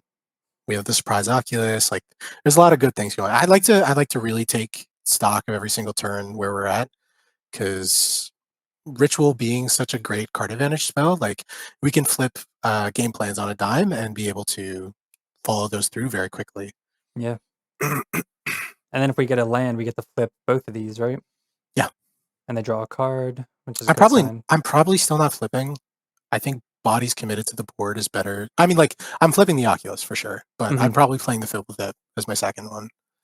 Oh, fair. Yeah. And like use our mana to flip to cast instead of flip. Yeah. This might be a frog. Wow. Oh, okay. So they got their black source. They're flipping Tameo. That seems dubious. I'm curious. Like, I mean, it'll save them life, I guess, but we can just hit their face. Yeah, we attack the Tameo. No, we attack with the Tameo with the Oculus for sure. We don't want them buying back flame. Ooh. That's great. I think we combat first. Are we flipping this right now? Oh no, because we have a Harbinger now, which will take them off black and red. Yeah, that's what we're doing. Okay, so let's kill Tameo. This is only going to hit for 4, and then these will hit for 1 each. Yep, and they don't have any free spells to deal with this, so we're good. So if we didn't draw the Harbinger, though, would you consider flipping this and attacking them for 9? Or we always want to clear the Tameo, I guess. We're definitely clearing the Tameo always. I would consider more bodies on board again over flipping the Oculus. We can flip that thing for lethal anytime. You know, like we don't need the extra manifest for sure. And then we're gonna play Harbinger. Yeah, for sure. They don't have a lot of comeback mechanics built into their deck. Like their board wipes are pretty weak. Yeah, we're not sacking anything. Yeah. Yeah, their board wipes are pretty weak. So once you get ahead of these kind of decks, you just push the advantage as much as you can. That's unfortunate for them, but you know, it's fun. We get to tell them that we had 2 Oculuses afterwards. No. That's good. Okay, on the draw, I am maybe thinking about the 3rd Dismember. I think that's it. You could cut Borrower. I could see it. It's a 3 mana creature that dies to Bowmasters. Yeah. And the bounce is less relevant than I think because I didn't see any Murktides. I'm kind of doubtful they play them. I would swap Dismember for Brazen Borrower, I think, on the draw. And then I mean, the Endurance that can target their graveyard, like that's pretty solid against it. Yeah. Endurance is great. I'm very happy to see it. I mean, it was nice that they got stuck on mana as well, which was fortunate to let us set up. Did they get stuck? Oh, I guess they played the tap lane on turn 2, right? They surveilled on turn 2, and then they played Island on like turn 4, so they had no black mana. Sure, yeah. All right, so game 3, and this is looking to be a mulligan. Yes. Sometimes these hands can kind of be a trap. It's weird, right? Like Harbinger is the best card in the matchup. I don't think they play Basic Mountain, at least from what I've seen before. But if they fetch a Swamp, they're mostly online. We don't hit green mana, we're pretty bad. If we don't hit green mana, we don't have a turn 2 play. I think we're mulliganing this, but I would generally think about it if I was on the play. This is a decent hand. This is decent, yeah. Put back a Febblethip. Yeah. But yeah, with the last hand, not having green mana and to having like double Harbinger, I think. Like if it was like a single, I don't know. Double Harbinger is nice because if they answer the first one, you have the second one. But the problem is we're on the draw. If we fall behind on board and our turn 3 play is a 2-2, like sure, if they're locked out, that's fine. But we're also locked out potentially. And yeah, turn 1 not a deal. So we get to surveil turn 1 into Febblethip turn 2? Yeah, I think so. No turn 1 play makes me scared of Frog. I think they're keeping a hand with the threat most of the time. But yeah, we're surveilling into probably Coiling Oracle, holding up Flare, and then going from there. They definitely get their black source. What's a black source to a Harbinger, right? Come on, no frog. Ooh, okay. This means either Steam Vents to get full colors or Basic Island. I feel like they're going to either end of turn end step Bowmasters or just get the Thundering Falls, maybe. We're still getting Hedge Maze, right? Yeah, we're definitely getting Hedge Maze. Okay. I wouldn't be surprised if they let the Coiling Oracle resolve and then Bowmastered it, and then we can flare it, which is great. Yeah, so we definitely want to Oracle. We're not going to flash this in. It's interesting. Now I think we're holding up Ice Fang. Because if they go to cast Bowmasters end step, we'll flash this in first? Yep. Or if they're holding up a counter spell, we make them use it on their end step, or we have an answer to their turn 3 threat. Like, I wouldn't be surprised if they just surveil again. Mm-hmm. I know, if they Thundering Falls here. I mean, we don't have the Harbingers anymore, so we're less. Right. Yeah. Yeah, there it is. But yeah. So I like this. If the only way we're punished is if we go, actually, not even. Like, they play Tameo. I mean, they're not doing this, but I'm still thinking through the process. Are we still flashing this in, right? Yeah, we're flashing this in. The only way we got punished last turn was if they play Tameo and then hold up Bowmasters, we flash into Ice Fang and then they Bowmasters it, and then we have to sack to Now they counter the have the Bowmasters instead Bowmasters. of the Tameo. That's fine though. So now we're going to flare this? Absolutely. Because we have all this? Yep. If they have Dispute, they have Dispute. That's good for them. Nice. Great. Not nice. Yeah, not ideal. That's fine. Okay, you drew a Naturalize and not a... So, okay. I'm playing Oracle first because there's a chance that we ramp and then we're able to double spell. Mm-hmm. That's why Beseju's Naturalize instead of Beseju number 2, you know? Ooh. Okay. So now we surveil. That's fine. Yeah, Surveil. I think that's what they were holding up on turn 2, so that makes sense. I like this. Is great. Yeah. Another flash threat. And I'd rather them snare that than like a birthing ritual, I guess. Yeah, no, for sure. Every counterspell that they're doing on one of our cantrip creatures is good for us because they're going down a card. We have way more mechanisms to draw more cards than they do. And they're not presenting a threat. Like there's no Tameo, there's no Bowmasters, there's no Frog. I'm like holding my breath here. Oh, they bolt us in. Okay, so Subtlety. Great. We can hold up Endurance. So we're just going to play Beseju, hold up Endurance? Yep. Is it worth it to double spell? No, because we don't want them to get value and put pressure on board. That's fair. This is the game plan. We're playing a flash game. We're making it as awkward for them as possible, playing these threats on their end step, so they have the risk of, untapping and playing Coiling Oracle. Okay, so this Subtlety. Do we want to have Endurance resolve? So let's think about this. They have 3 cards in hand. They haven't played much. My worry is that they have something like a Flame of Anor in hand, and we just haven't presented a good enough threat. Like, we haven't had any creature stick. If we play Endurance now, they can just untap Flame of Anor, attack with Subtlety. I think I like flashing in Endurance in response to a Subtlety attack. It either eats a counterspell or a Flame, and then we're going to have more things to play with. Like, I think it just puts an onus on them to potentially cast something first, put them off of Flame of Anor, and then we're able to snipe the Subtlety. Okay. I was going to say, it's just so interesting. Like, I would have flashed it in to resolve it. So even if they know about it, they have to main phase the Flame of Anor. They're not drawing 2 cards, and then they're going to get in anyway. But then they have to use it on their turn, and that's like their whole turn. But if they don't have Flame, they either counter it, or they have to burn 2 burn spells because they'll probably be holding up like Lightning Bolt or something. Right. If they're setting on counters, though, would it be better to do it while they're tapped out, is the question. I really don't think so. Like, the Endurance doesn't do much on board, right? Like, it's not like a Ritual. It's not like an Oculus. We're not winning the game off of it. We want to incentivize them to use cards in their hand. We're trying to massage the game right now. This is the way I look at it against these control decks. Like, you're trying to massage the game for them to use their counter spells on the threats that aren't going to win the game, but will get incremental value. So they feel like they're winning the individual battle, but then when they're eventually out of cards, you're able to resolve the things that really matter. Now, we don't have those in our hand, but we have cantrips to get them there. If we draw a ritual at any point and they, like counterspell this, we're happy. The only way we're punished right now is if they have second subtlety. Mm-hmm. But, like, you can't cover every case. I think it's much more important. But that's great. Pitch. Yeah, they pitch. Potentially. I think that's a really aggressive pitch. And they're pitching the mystical. Yeah, they had everything. Jesus. What are we doing with this, though? I think we're kind of off it. Yeah. So next turn we can play 2-drop, hold up Endurance again. I kind of don't mind that. All right, let's go for it. I think it's meh. Yeah. It's something. It's a guaranteed action double spell. Yeah, here's Kaito. Yeah, they forced it, pitching the dispute just for Kaito. That's interesting. Okay, so this makes sense why they played the game like this, because you don't want to just hardcast a Kaito. You can help it. Yeah, this is tough now. We have good draws, like Endurance, one of them. But they put Tameo and Spire Bluff in the yard, play land. We draw Endurance. So we're going to tap here and here to play Coiling Oracle. Yeah. That lands. We know they have Subtlety in hand. We ramp. So because we know they have Subtlety, I think we're playing this Endurance now. Do we want to wait for them to fetch? Or just... That's...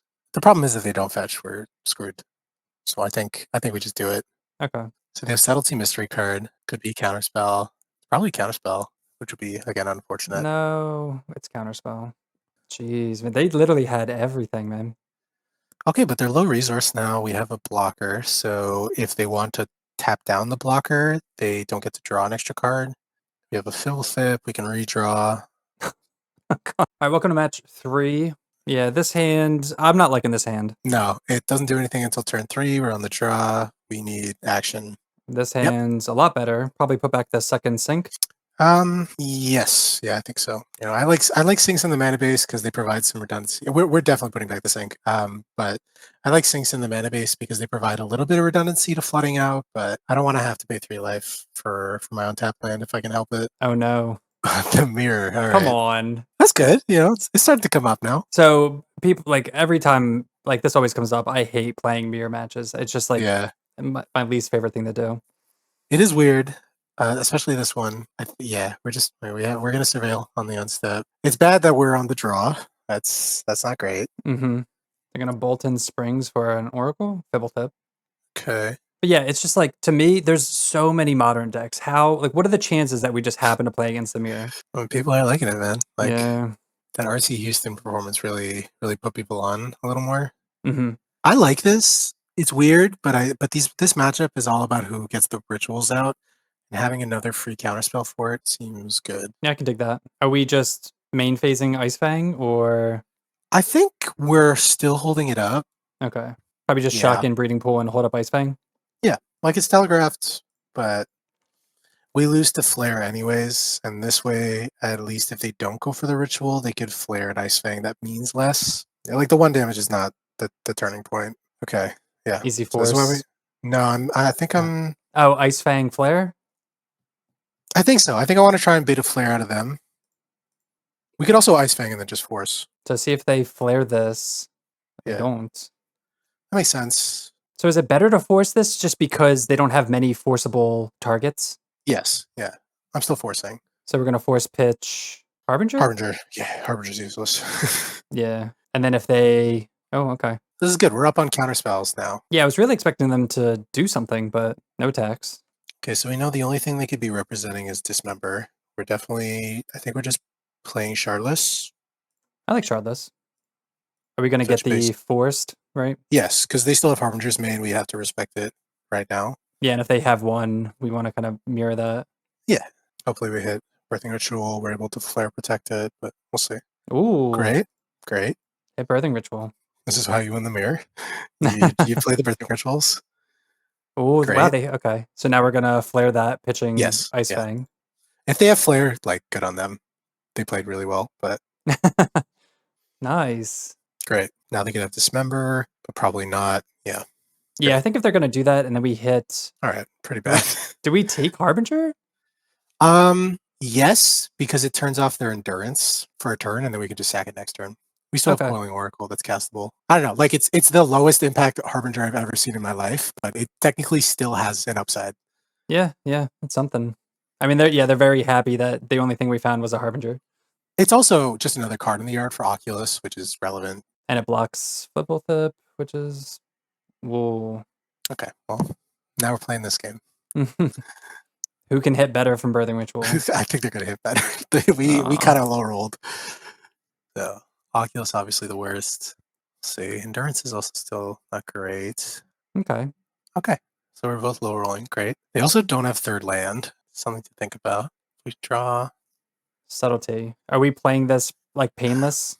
I think so. I think I like. Okay. So let's think about this. We could bounce the ritual, but we have to do that main phase, which means they get to replay it relatively quickly. The only way that goes badly is if they first main phase play a creature. Is that higher value than being able to subtlety something like... The other problem is like they don't have great subtlety targets. Like they don't have Oculus online, so they're not going to be casting an Oculus. I think I maybe hold this sync. Okay. So let's get in for 2 first. Yeah, let's get in for 2 for sure. I think I'm holding sync for their second main phase. If Birthing Ritual triggers and you bounce it, does that still pop off? Yeah, it still triggers. So because we need to do it main phase. Okay. But if they play literally any creature, we can bounce the ritual and we get a turn of no rituals on their side. All right, so we're going to hold up sync then? I think so. It's close, but I don't think they have enough good subtlety targets right now. Like if they were at 6 in yard, then I would hold up subtlety, but it seems fine. We find Oculus. Yep, that's what we're doing. Pretty easy. I don't know, Fibblethip, draw 2. Tempting. Think about it. It's a blue mirror. Hopefully they don't have Dismember. Okay. They do. So that's why Fibblethip would be good for that value? Oh, do we want to Yeah, but, sync like, this? no, they can just replay it. I know they go down to 7, but then they just bury us with Birthing Ritual. So they play it. Yeah, they would have to play it on their turn. We get the Oculus trigger, but it Yeah. doesn't matter. Also, if we do sync this, then, like, yeah, they can still play 2-drop. So Okay. it's fine. We have lots of creatures to sack still, like, in the deck. Also 1 in hand. Great. Okay, if they don't hit Ritual, this is really good for us. They hit Coiling Oracle, so hopefully they don't have land drop. And they don't hit, okay. They hit another Feels like coiling. The Vitron. Okay. Tap land. Yeah, and then we bounce this on second main. Okay. So we will sync Birthing Ritual. Yeah. See, like, holding up Subtlety there is pretty low value. They had 2 creatures. Like, we get a 3/3, but like we're not playing for we're not racing, right? We're playing for the board. Sure. That makes sense. So now they're gonna just get rid of our graveyard for just if we draw an Oculus or whatever. Yeah. I would make that play too. We draw Great. land. I think we're oracling though, because we want to convert potentially into an Oculus again. Yeah. Also, we could draw Flare. Fibblethip. Great. Of course. Yeah, double spell. Should I get another force with this? Yeah, we're playing the mirror, right? So we need to save life as much as we can. Okay. Another redraw. Of course, we draw the Oculus. That's fine. Subtlety, Yeah. pitch fodder. It's not the end of the world. We have 3 more. And we're gonna get rid of Fibblethip first, right? Yes. For another Oculus. Great. Yeah, Oculus. Cool. So this way they're going to get a ritual trigger and they might find an Oculus, but Do we take the agent or do we want that? Oh, well, it's going to go to the graveyard anyway, so we'll yeah, take it. agent. At worst, we can flip it for more ritual fodder. Mm-hmm. There's ritual. I know, I would have loved to draw on a counter for that. That would have been insane. I know. I was really thinking about that Fibblethip off the ritual trigger. Like, Oculus is really good value right now, but Fibblethip is a draw too. Like, that's really good. You draw a free spell and then suddenly the ritual's not a problem. Yeah. Did they find the Oculus? For sure. They Yeah. do. There's no way they didn't. I mean, like, they whiffed on the first one, right? And then they Yeah. didn't fetch, so there's no way they don't have it. What do you think they're holding up with 2 cards in hand right now? Literally, it could be nothing, that stuff. Do we want to trade Oculi? I think so, because either they block and we trade, or they don't block and we're winning the race. Oh, true. Just this, right? Yeah. I mean, they're going to block with Ice Fang, though, is the issue. Yeah, but they don't have Death Touch online. That's okay. Okay. I like whittling down their creatures. Like, it's fine. We have Subtlety. Oh, they just want to... Right. This makes me a little worried that they manifested an Oculus. And we need 2 more cards in the yard for Oculus. Yeah, we just chill. We pass.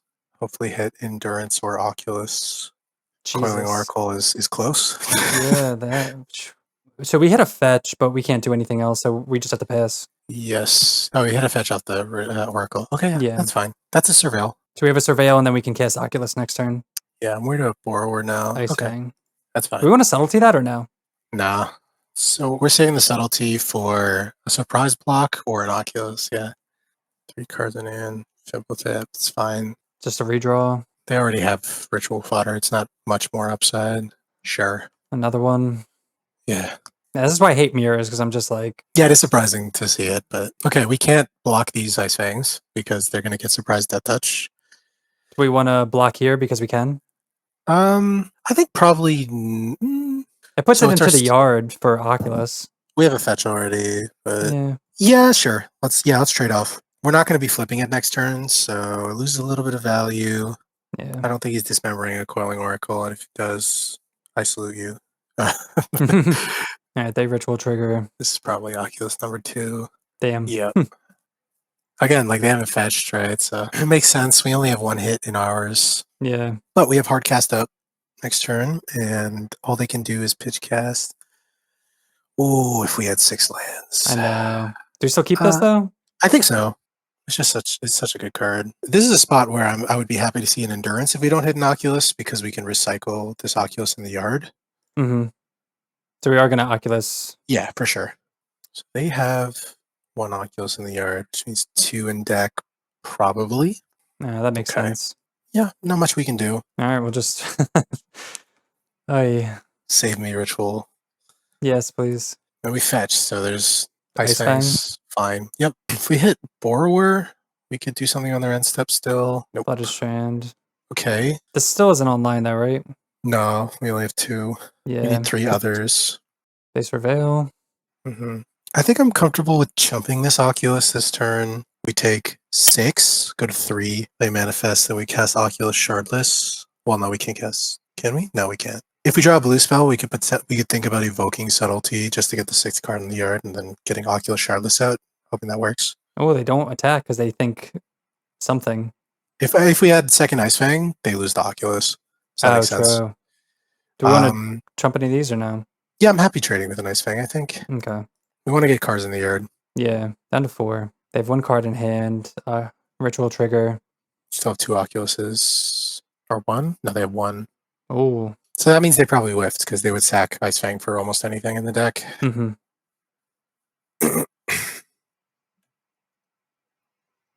Force. So we're going to go get a basic island here. Do we need to? Yeah, for double basic spell? island, I think we are... Yeah, we're shardlessing first.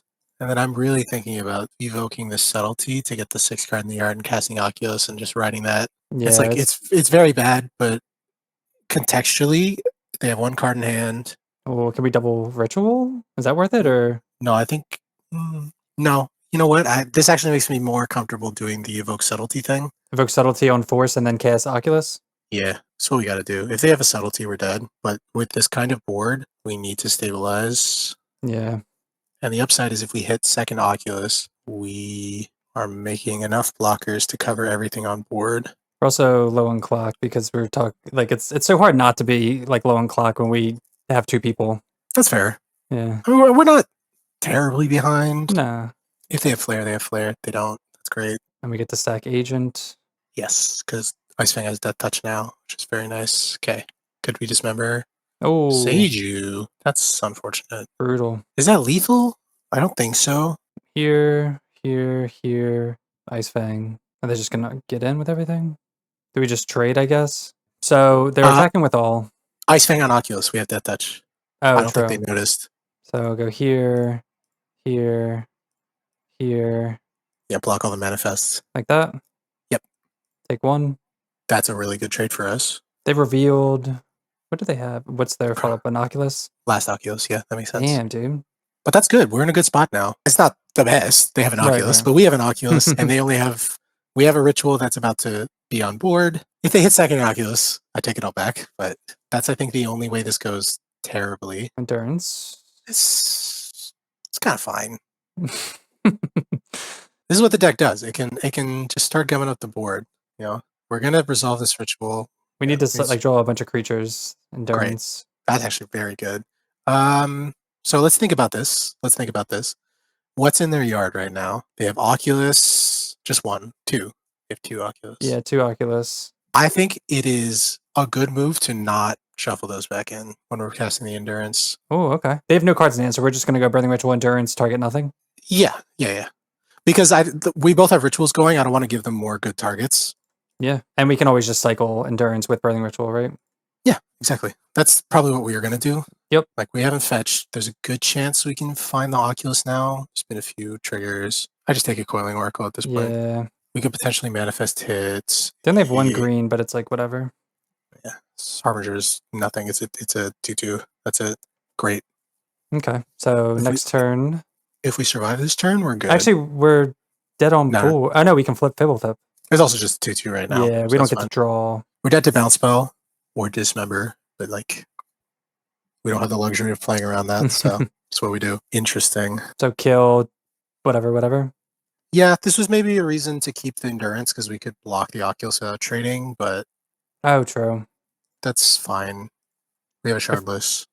I was gonna say, I feel like that's not like a winning line though. It's more of like a defensive. It kind of is because they don't attack with everything then because we just get a free block on the Endurance. Something to think about. Like the card advantage is really good, so I would still have to think about it, but it does mess up our blocks a little bit. Now we're just playing whoever gets the last Oculus wins, I think. Shardless is great because it makes 2 blockers, probably. So if they do, okay, great. It's not even lethal. That's wonderful. They do have 2 cards in hand, but we have 2 cards in hand now, and it's a spell, please. Ooh. It's like the saddest I've seen. Saddest I've been to see a ritual, but yes, we're just shardlessing, and then we're just playing everything in our hand, I think. Double ritual, yeah. Hopefully it's a creature. Nice. Yeah, okay, good. Death Toucher. Love to see that. Adawara. Interesting. I think we're not playing this ritual anymore. Really?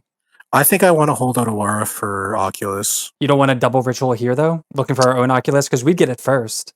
We have one Oculus in the deck. And they only have one, two. They have one. Okay. We're 1 for 1. I think But we get 2 looks at it before they even get any. it's true. And we could potentially draw. But if they find one, it's interesting. So part of me thinks they could have subtlety. Part of me thinks they could have bounce spell. It's really tight. Honestly, I think I'm gonna defer to you. I think either one would be a good play. I'm gonna go high roll. Okay, let's go for it.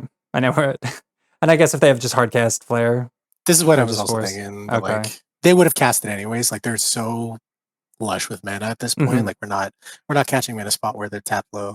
And we can always just sack. Yeah, subtlety's good. Okay, sack Shardless. Get subtlety. Make sure you do that. I've made the mistake of sacking an Ice Fang to get a subtlety and not converting. Death Toucher on board. They don't have a flash threat. Yeah, it's cool. It's a cool game. Uh-oh. That is an Oculus. Oh. On the bright side, they can't hit it off ritual. On the downside, they have it. They top decked it. So now in hindsight, if they top deck it, our Otawara, we would bounce that. Yeah, on their end step. So worst case for them, worst case for us now is if they hit endurance, they don't. That's great. All right, their Oculus triggers Oracle. Great draw. So they have 3 mana up. One creature. Not endurance. Very beautiful. Good. Yeah, we're forgoing the Otawara, but that's okay. For Ice Fang. Ice Fang, great. Our endurance is out, right? Yeah, okay. Another Ice Fang. That's really good too. Flash that, throw out Death Touch. That's really good. Okay. Yeah, we can save that for surprise. Yep. And we're not attacking, obviously. I think I'm attacking with the 1/1 because then we have backup 1. If they remove it, we have a 3rd flash 1. So we're covered on 2 bases. Down to 9. And then we're just gonna sack Shardless Agent, or Oracle, I guess, because it's a 1/1. That's probably Oracle, yeah. You always got to think about worst case with this kind of deck because it's so fine tuned. Still don't hit it. Harbinger. I don't think we sack for Shardless. I think I want that in the deck. Just keep the 1/1. It's fine. We don't get Harbinger. Don't put Harbinger out. Oh, Harbinger. No, because we can't cast Ice Fang. Oh, true. But man, I definitely would have taken that, not thinking about. I'm like looking at here. I'm like, we have all our mana. Yeah. No, I know. Okay, good catch. This is all from terrible previous experiences. Like it's not just clever thinking and that's it. Yeah. Okay. Okay, Oracle. That's 16 cards in library. Yeah, we are winning that race. Though. That's fine. They're probably using it now for the Ice Fang. I hope to God. Yes. Okay. So now it's only bad. We have a flyer blocker anyways, so we're kind of covered. So now we're gonna flash this in. Yeah, perfect. And this is exactly what we thought about. Yeah, while holding it, they're down to 5. Drop a Seiju, a little late, but block here, and we get there. Ice Fang. All right, we have 9. We have to win this game, or we're screwed. Okay, we'll play fast. All right, so up against the mirror, we definitely want the disputes and scoldings. Dismember, definitely. Scoldings are interesting because it hits the 2-drop creatures, which is obviously good, but it is a shardless brick. Oh, true. I think I'm in this kind of matchup where it's very grindy. I don't like keeping in Stern Scolding and Shardless, but I think Shardless is very important, so probably wouldn't bring in the Scolding. I like Endurance, I like Mystical, I like their Dismember. We're cutting Harbinger for sure. I'm thinking about Borrower, I'm thinking about Subtleties. Subtlety is good against Oculus, but that's kind of it. See, how many slots do we have to fill? We need it would be the 3, 4. right? 4, okay. I mean, I'm fine with cutting because they're most likely going to get it off ritual rather than a hard cat. Like sometimes they do, but maybe I'm good with cutting all of the subtleties, I think. Okay, because we have all the endurance for the Oculus anyway. Yeah, and then it's between Second Force or Borrower. Borrower can bounce Oculus. It can bounce a ritual that's already resolved, and then we can counter it on the way back down, especially if they're on the play. Force doesn't have a lot of targets. I think it's probably First Force. Yeah, I like that. Because the forces are good. It stops the rituals, which is like, again, what the game is about. But if they don't have that, or we don't have it at the right time, like it's kind of just rotting in our hand. Yeah. Ooh. 1-lander on the draw. Has ritual. My rule with 1-landers in this deck is if I only keep it if it's on the draw, it has access to a Surveillant and have a 2-drop. We have 2 out of those 3, so we're mulliganing. Oh, we're going to mulligan? Yep. Oh, okay. What is it if we need? What's the thing that we're we need missing? to be on the draw. This is my like go-to rule. Yeah, It's yeah. not guaranteed, but on the draw, access to a surveil land and a 2-drop cantrip creature. Oh, Those are the 2-drop only cantrip one lands. creature. Okay. Yep. Damn. Okay. This hand was. I It's might have been close. greedy It's and very get that. close. All right, we'll keep this. Absolutely send an Oculus back. Okay. Great. So the question is, do we surveil turn 1 or do we shock this in for a dispute? It's interesting. I feel like I want to surveil because like turn 2, it's not going to hit a ritual and we're not going to dispute a 2-drop. Yeah, I think I want this dispute for as a protection spell against a flare or something. I think it's much more valuable than hitting a 2-drop. Surveil. We draw Dismember, which is good for a Resolved Oculus. Do we need another land? Yes. No, we don't.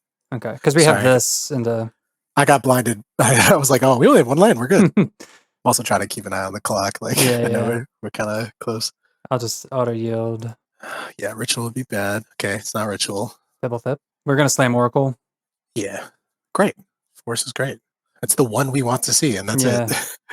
And flare. Wow. Even better. So theoretically, we're protected against a ritual this turn, which is good. If we untap and they don't go for that, then we're really protected because we have Mystical Dispute up. We're just letting this go, right? Yeah. Because we have flare. We're not playing for life totals. We're playing for the board. If they're attacking, does that signify that they don't have a flare? No, I think they're holding a hardcast flare now. Okay. Ooh. Great. We're hardcasting that? Absolutely. We have a free spell and a force. So double free spell. So we cast Shardless. We hit a Nice Fang, which is okay. They probably don't counter this. We milled over Endurance, double flare. Ooh, they brought in the Scoldings. Okay. Sure. That's fine. I wonder if they cut in the Shardless. I feel like if they cut the Shardless, we're at such a good advantage.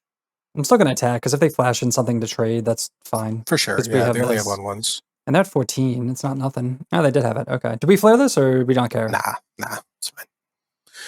This deck's all about countering the right spells. Like the spells that are really going to kill you. Like we can't burn them on these. Yeah, it's amazing that mainly Oculus or Birthing Ritual is what we're focused on. Or counter spells in response.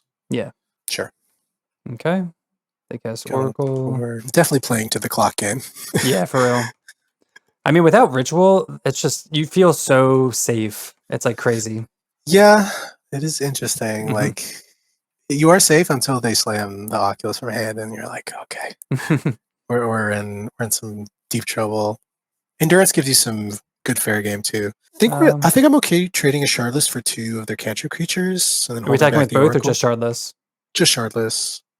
I want to have Oracle alive. For flare, and also like I just want it alive and ready to block in case the worst happens. Yeah, now we can hardcast flare if we need. We can hardcast force and flare with coiling. We have dispute up. If they do cast something worth flaring, I would consider sacking the coiling oracle. For 1, it plays around mystical dispute, and then 2, it feeds 2 cards to the yard for this Oculus in our hand. That's pretty relevant. Do we want to flare this? Or force because it's a non-creature? Yeah, we're going to force this, and I think we're hardcasting it. Like, it doesn't play around mystical, but we have a mystical of our own and a flare. If they dispute it, we'll just oh, no, we don't have it. Oh, we do have a dispute. We'll just dispute right back. Yep, dispute's such a good card. I love it. Do we want to flare their flare? Yeah. Okay. Pitching Oracle. So now they have to spend mana unless they have a second flare. And if they do, like, that's great. And we're just fueling the yard, too. Yeah. If they have a second flare, there's nothing we could have done to play around it. Also, they're playing around a mystical. Okay. Do we want to dismember this because they don't have... I think I want to dismember the Oculus that could potentially come off of it. Okay. Because the reality is, like, if they have a counter spell to stop that, they're countering the Ice Fang dismember anyways. Yeah. So they do this, hit an Oculus, we're going to dismember it. If they counter this, you know. We'll be sad. That's, yeah. You can't really play around that. No, hardcast.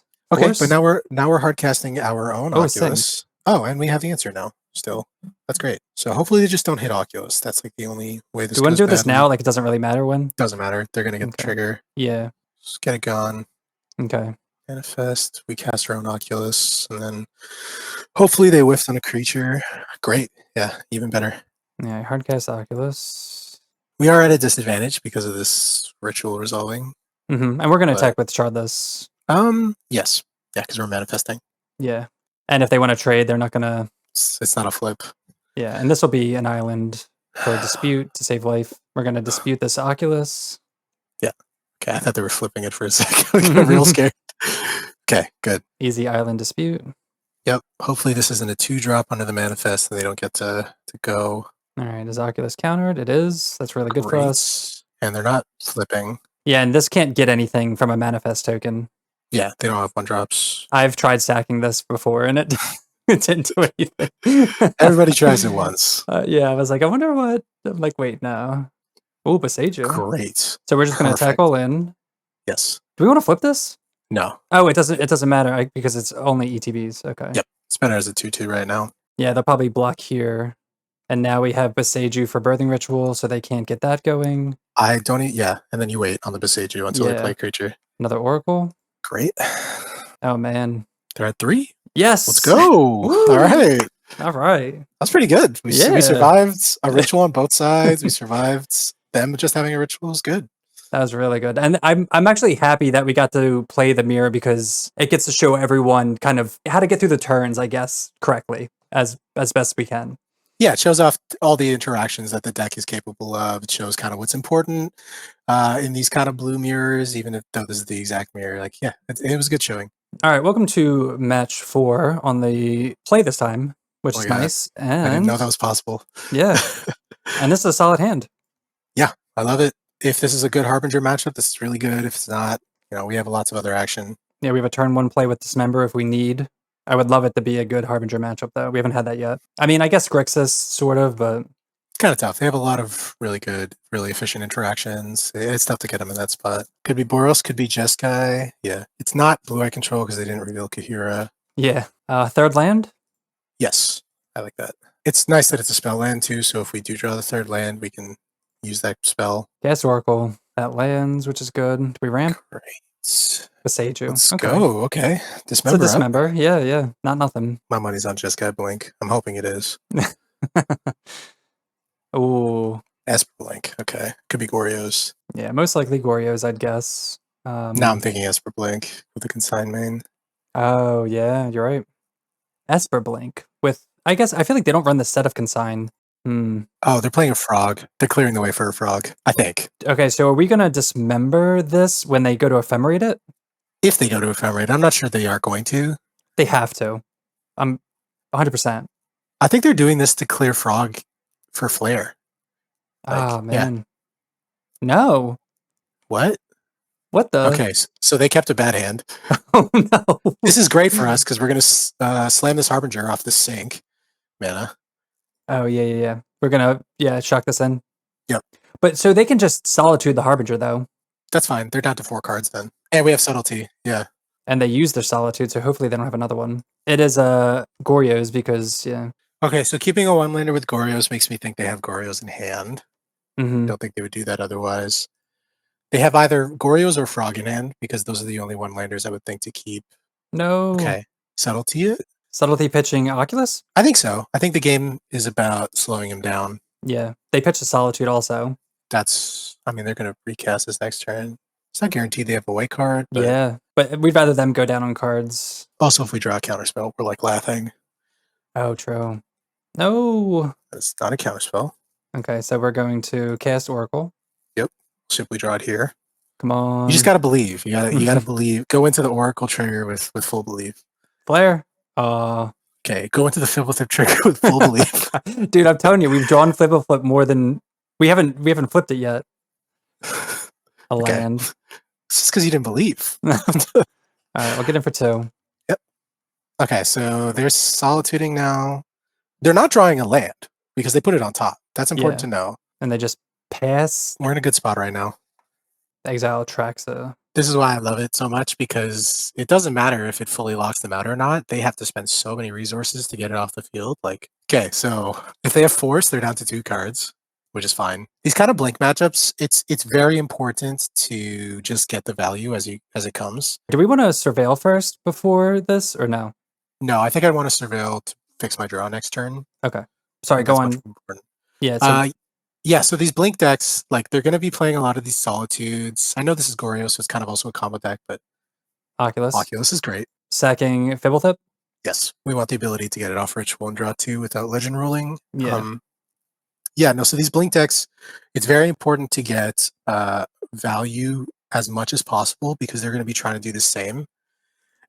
So I actually will win a lot of my games by beating down with like these 1/1s that have just drawn more cards, drawn counters, whatever. Like you look at this game, yes, they were stuck on lands, but the reason we won this is because we forced them to use like 3 extra cards. Yeah. Than they needed to. We were good. They double pitched Solitude. Yeah, that was questionable. They triple pitched Solitude, which is crazy. But yeah, they kept the one lander on the play with a surveil land, hoping to get there, but they listened to me. They shouldn't have listened to me. Yeah. They didn't have the 2-drop creature. That's why. All right, so in this matchup, we have Endurance. We have maybe Dispute. Yeah, for sure, Dispute. Dismember becomes interesting because the only really good target for Dismember in this deck is Frog, and that's not even a guarantee. So I like to cut the Dismembers. Oh, that's risky. It is, but like a Frog on 2 is not a death sentence. A Frog that discards into a Goryo's is, but like whatever. That's pretty good against most decks. I don't like Borrower because they have Ephemerate when they resolve their fatties, like a Traxxer or Grizzlebrand. So they can play around it. Also, it doesn't get much value on a Frog. They have a Blink sub package, so bouncing is not great. Harbinger is an interesting choice. Obviously, this is a 3-color deck. We can get them on mana. The problem is, if they fetch a basic swamp, the effect of Harbinger is much worse. I still think it's good to have, but it's something to keep in mind where like we shouldn't be playing to bet on Harbinger as like our whole game plan anymore because they're going to have way more ways to deal with it now that they know. That being said, we need 2 cards to cut. Force you want to keep in, Flare you want to keep in, Oculus you want to keep in. I would maybe think about cutting like 1 Subtlety. Subtlety is really only good against like Pitch Solitude, I guess. And Riddler.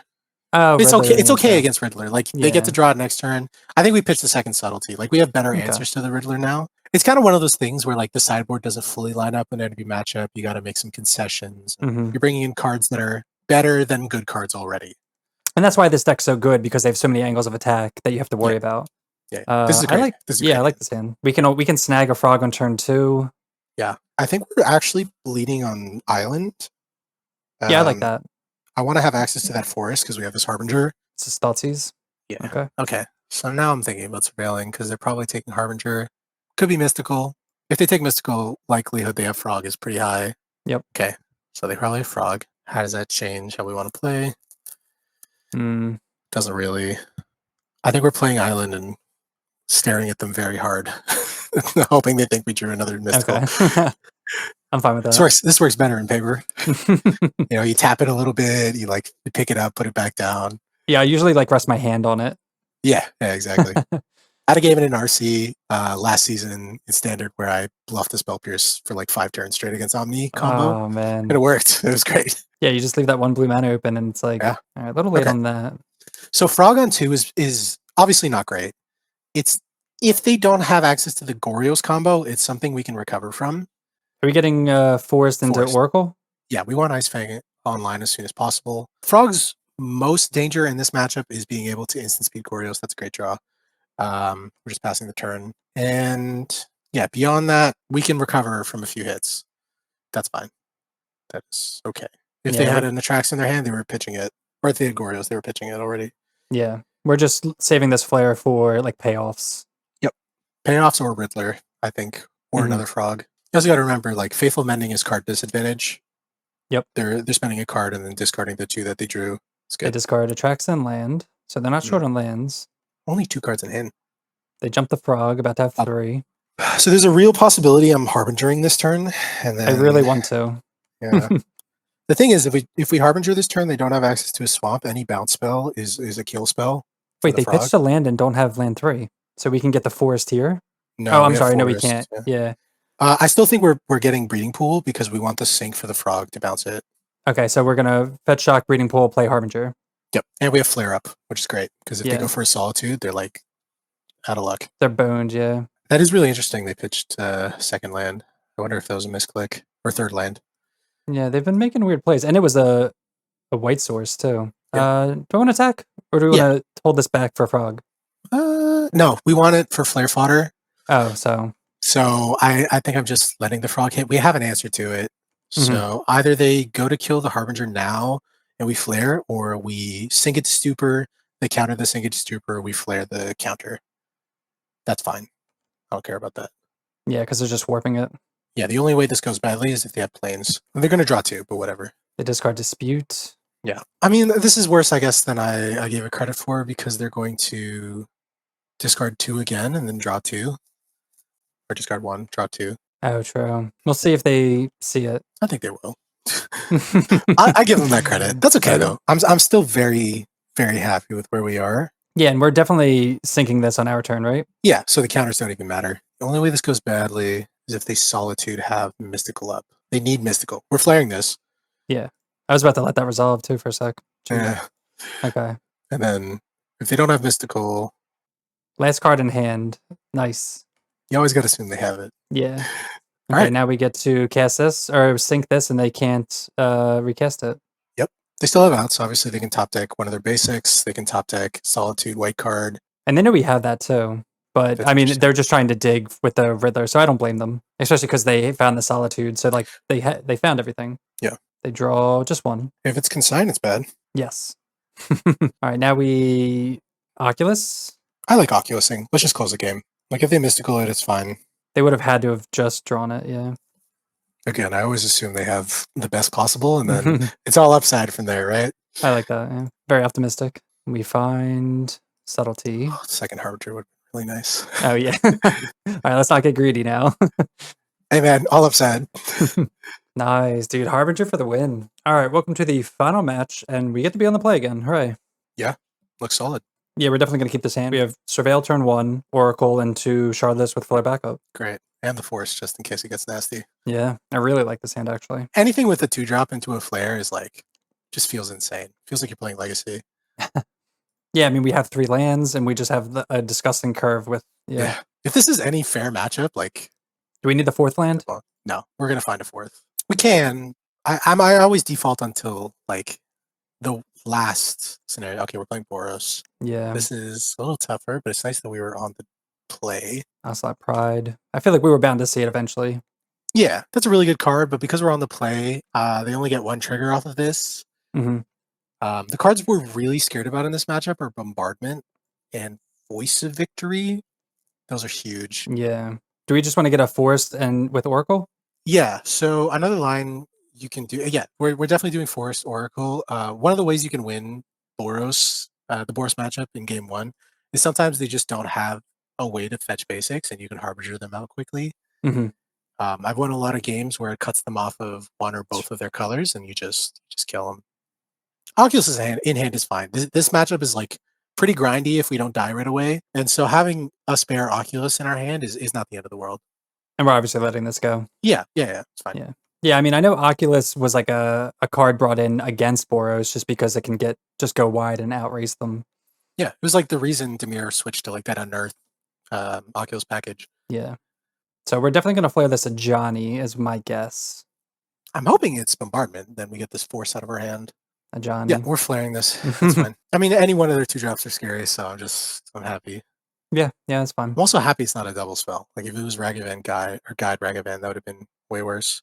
So we're just going to go out of war Shardless? Yep. And we're filling the yard, too, pretty well. Yeah. This is the scenario I was talking about in the intro. You can get this Oculus out very quickly if you have these kind of draws. We're doing it. I know. This only draws 1. It's got to be off a ritual. Oh, no. Yeah, because you're casting it from exile. It's not actually from the library. Oh, okay. That's right. Damn. Dude, I wish. That would have been so sick. We draw the 4th land. Yeah, potentially. We're lining up well, right? Like, we have... Sync is a good card in this matchup, too. We could pitch here as well. Yeah, if we need to. Also, like, just playing it as 4th land. This is Voice. Second Johnny. That's fine. All right. I think that's okay. This is probably going to be a Surveil land, I'm hoping. If they attack with Ocelot Pride, I really am thinking about trading. It's going to flip this. They don't have any red permanents, though.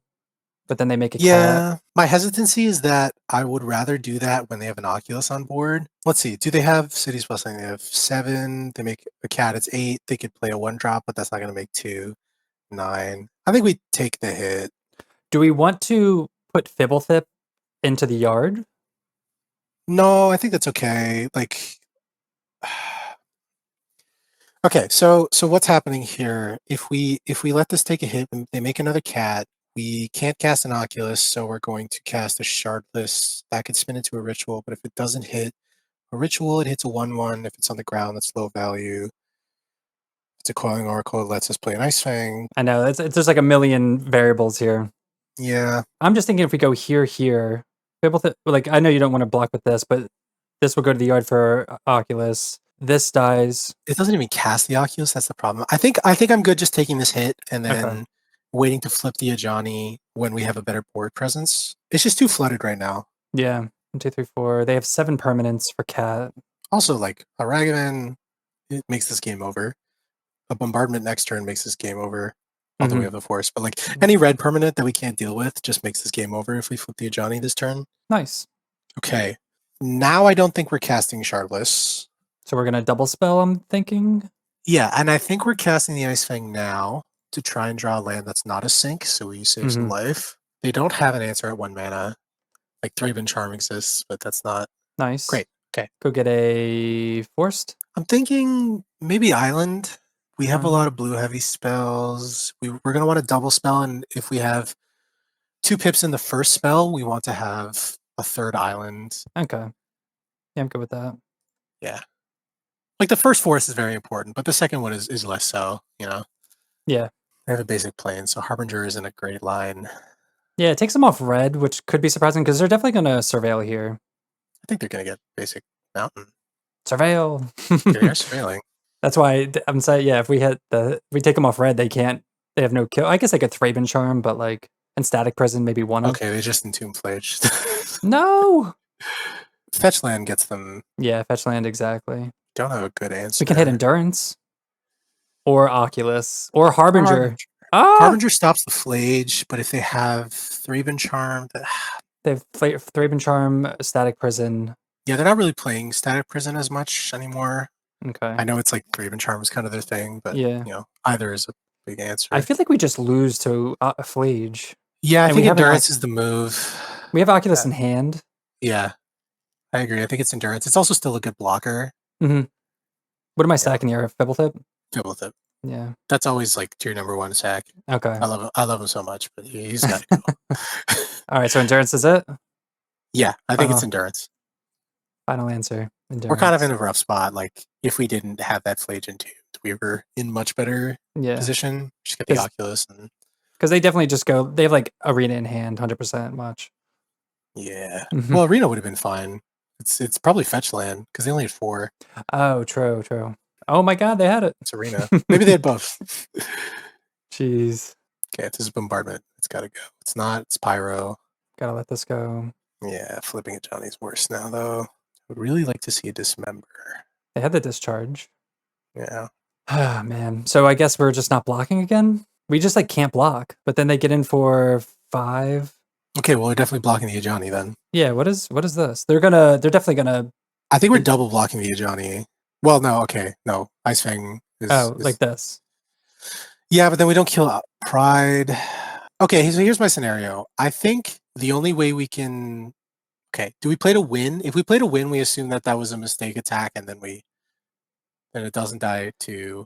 So what would they have that would make them attack with a Johnny? Discharge. Although you're blocking with Endurance, so it won't die to Discharge. Okay, I like this then. Yeah, and if they have Discharge, like, I don't know. If they have Discharge... We have Force also. They can gain life. That's true.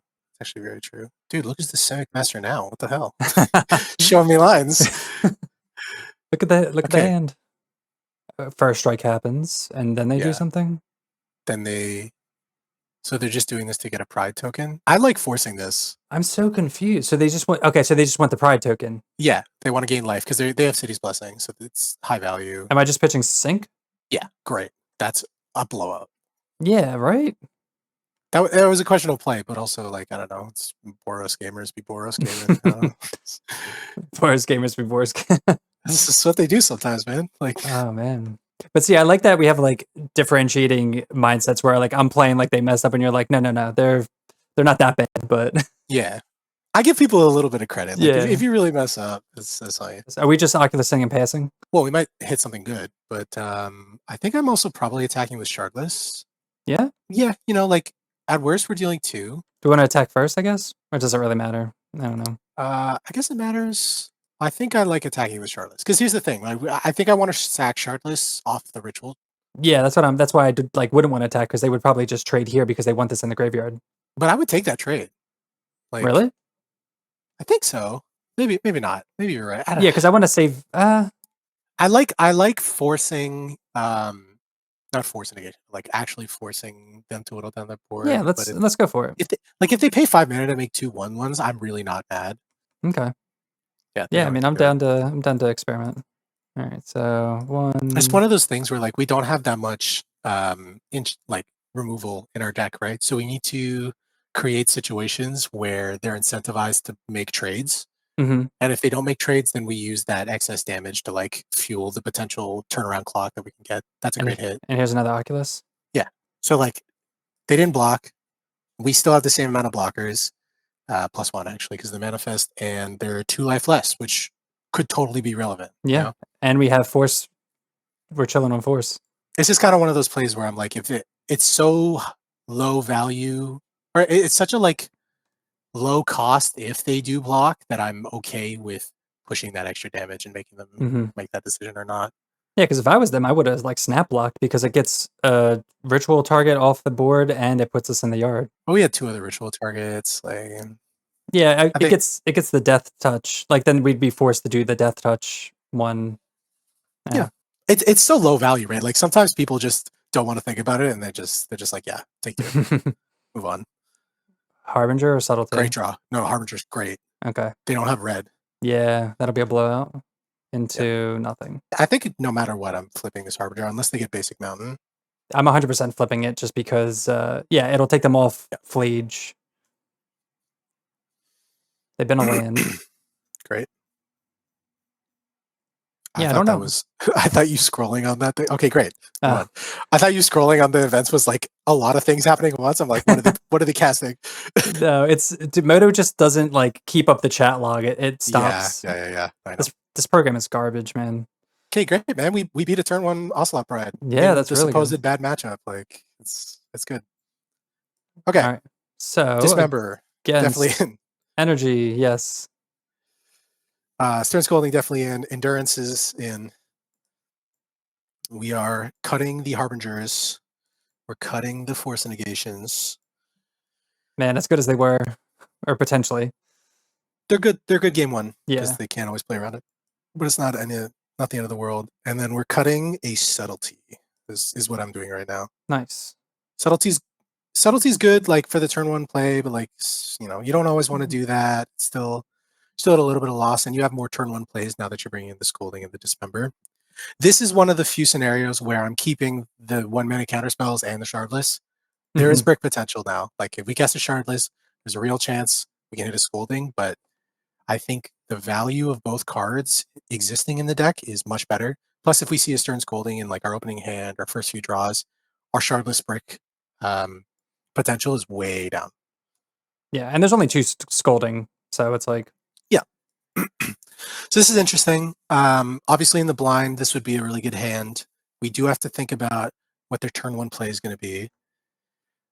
If it's a Ragavan, I'm worried, but if it's a Ragavan, I'm worried. We do have basics, which means we can't get turn 3 Blood Moon, which is something that could or turn 2 Blood Moon, something that could happen.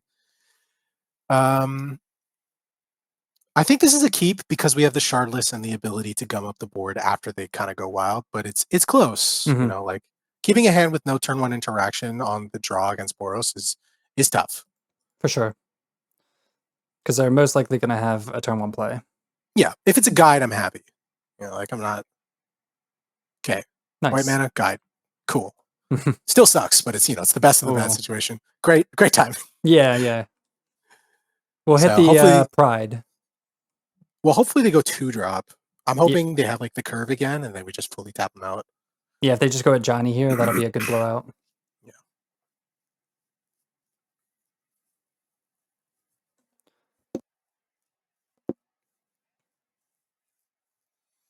It's interesting, right? Like we're cutting the 3rd Subtlety, and that's something you could consider being something else because obviously Subtlety stops these turn 1 plays, but I don't know. It's close. You need to cut something, and I think the best. Double Sacred Foundry. Shoot. Okay, this is probably the best card against us in the deck. Yeah. There's not a lot we can do. The good news is we're playing 2 Boseiju now, so that's something. Yeah. The question is, do we Oracle on our turn too? Or do we Surveil and hold up Scolding? We Surveil and hold up Scolding. Okay. If we didn't draw this fetch land, what would we do? I have to think about it. I think we're it's really interesting. Like Bombardment puts us so behind because suddenly all of our 1-drops or our 2-drop 1/1s are like susceptible to getting killed right away. We don't have good blockers. I know. And I mean, is that a reason to keep in Force? I'd still know. Like, I think Bombardment is the best card in the deck again. This is a great Stern Scolding target. I think Bombardment is the best card in the deck against us, but like if they don't have it turn 2, we have answers. We have answers to it resolving with our Boseijus as well. Like, I also like that they went Seasoned Pyromancer here, which shows just kind of like a weak hand. Yeah, I think they have a very mid-rangey hand, which is good for us. I like this. Yeah? Yeah, because we can deploy a 2-drop and then hold it up again. I like that. So we can just go Island, Oracle. Yeah, this Bombardment is kind of doing the thing that we did against Grixis in Game 2, where every creature is live. Like, for them, every creature is live now. It's kind of a problem, but yeah. Scolding's good. And then if we don't have to use it, we can just keep it up next turn with the shortlist. Yeah. Yeah, they might be like heavy on lands, which is why they went to pitch to. Maybe they have another one. Come on, give me another one. Ooh, that's fine. That's okay.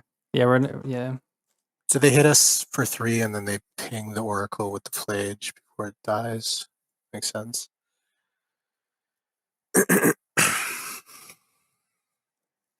So we got to figure out what to do with this Flage, though, because they're gonna have it online next turn. Yeah. This is the Boros problem, right? Like every card they play is kind of is an Avengers level threat. Yeah. I think our best line is just Shardless and hope to hit Ritual and then into Endurance.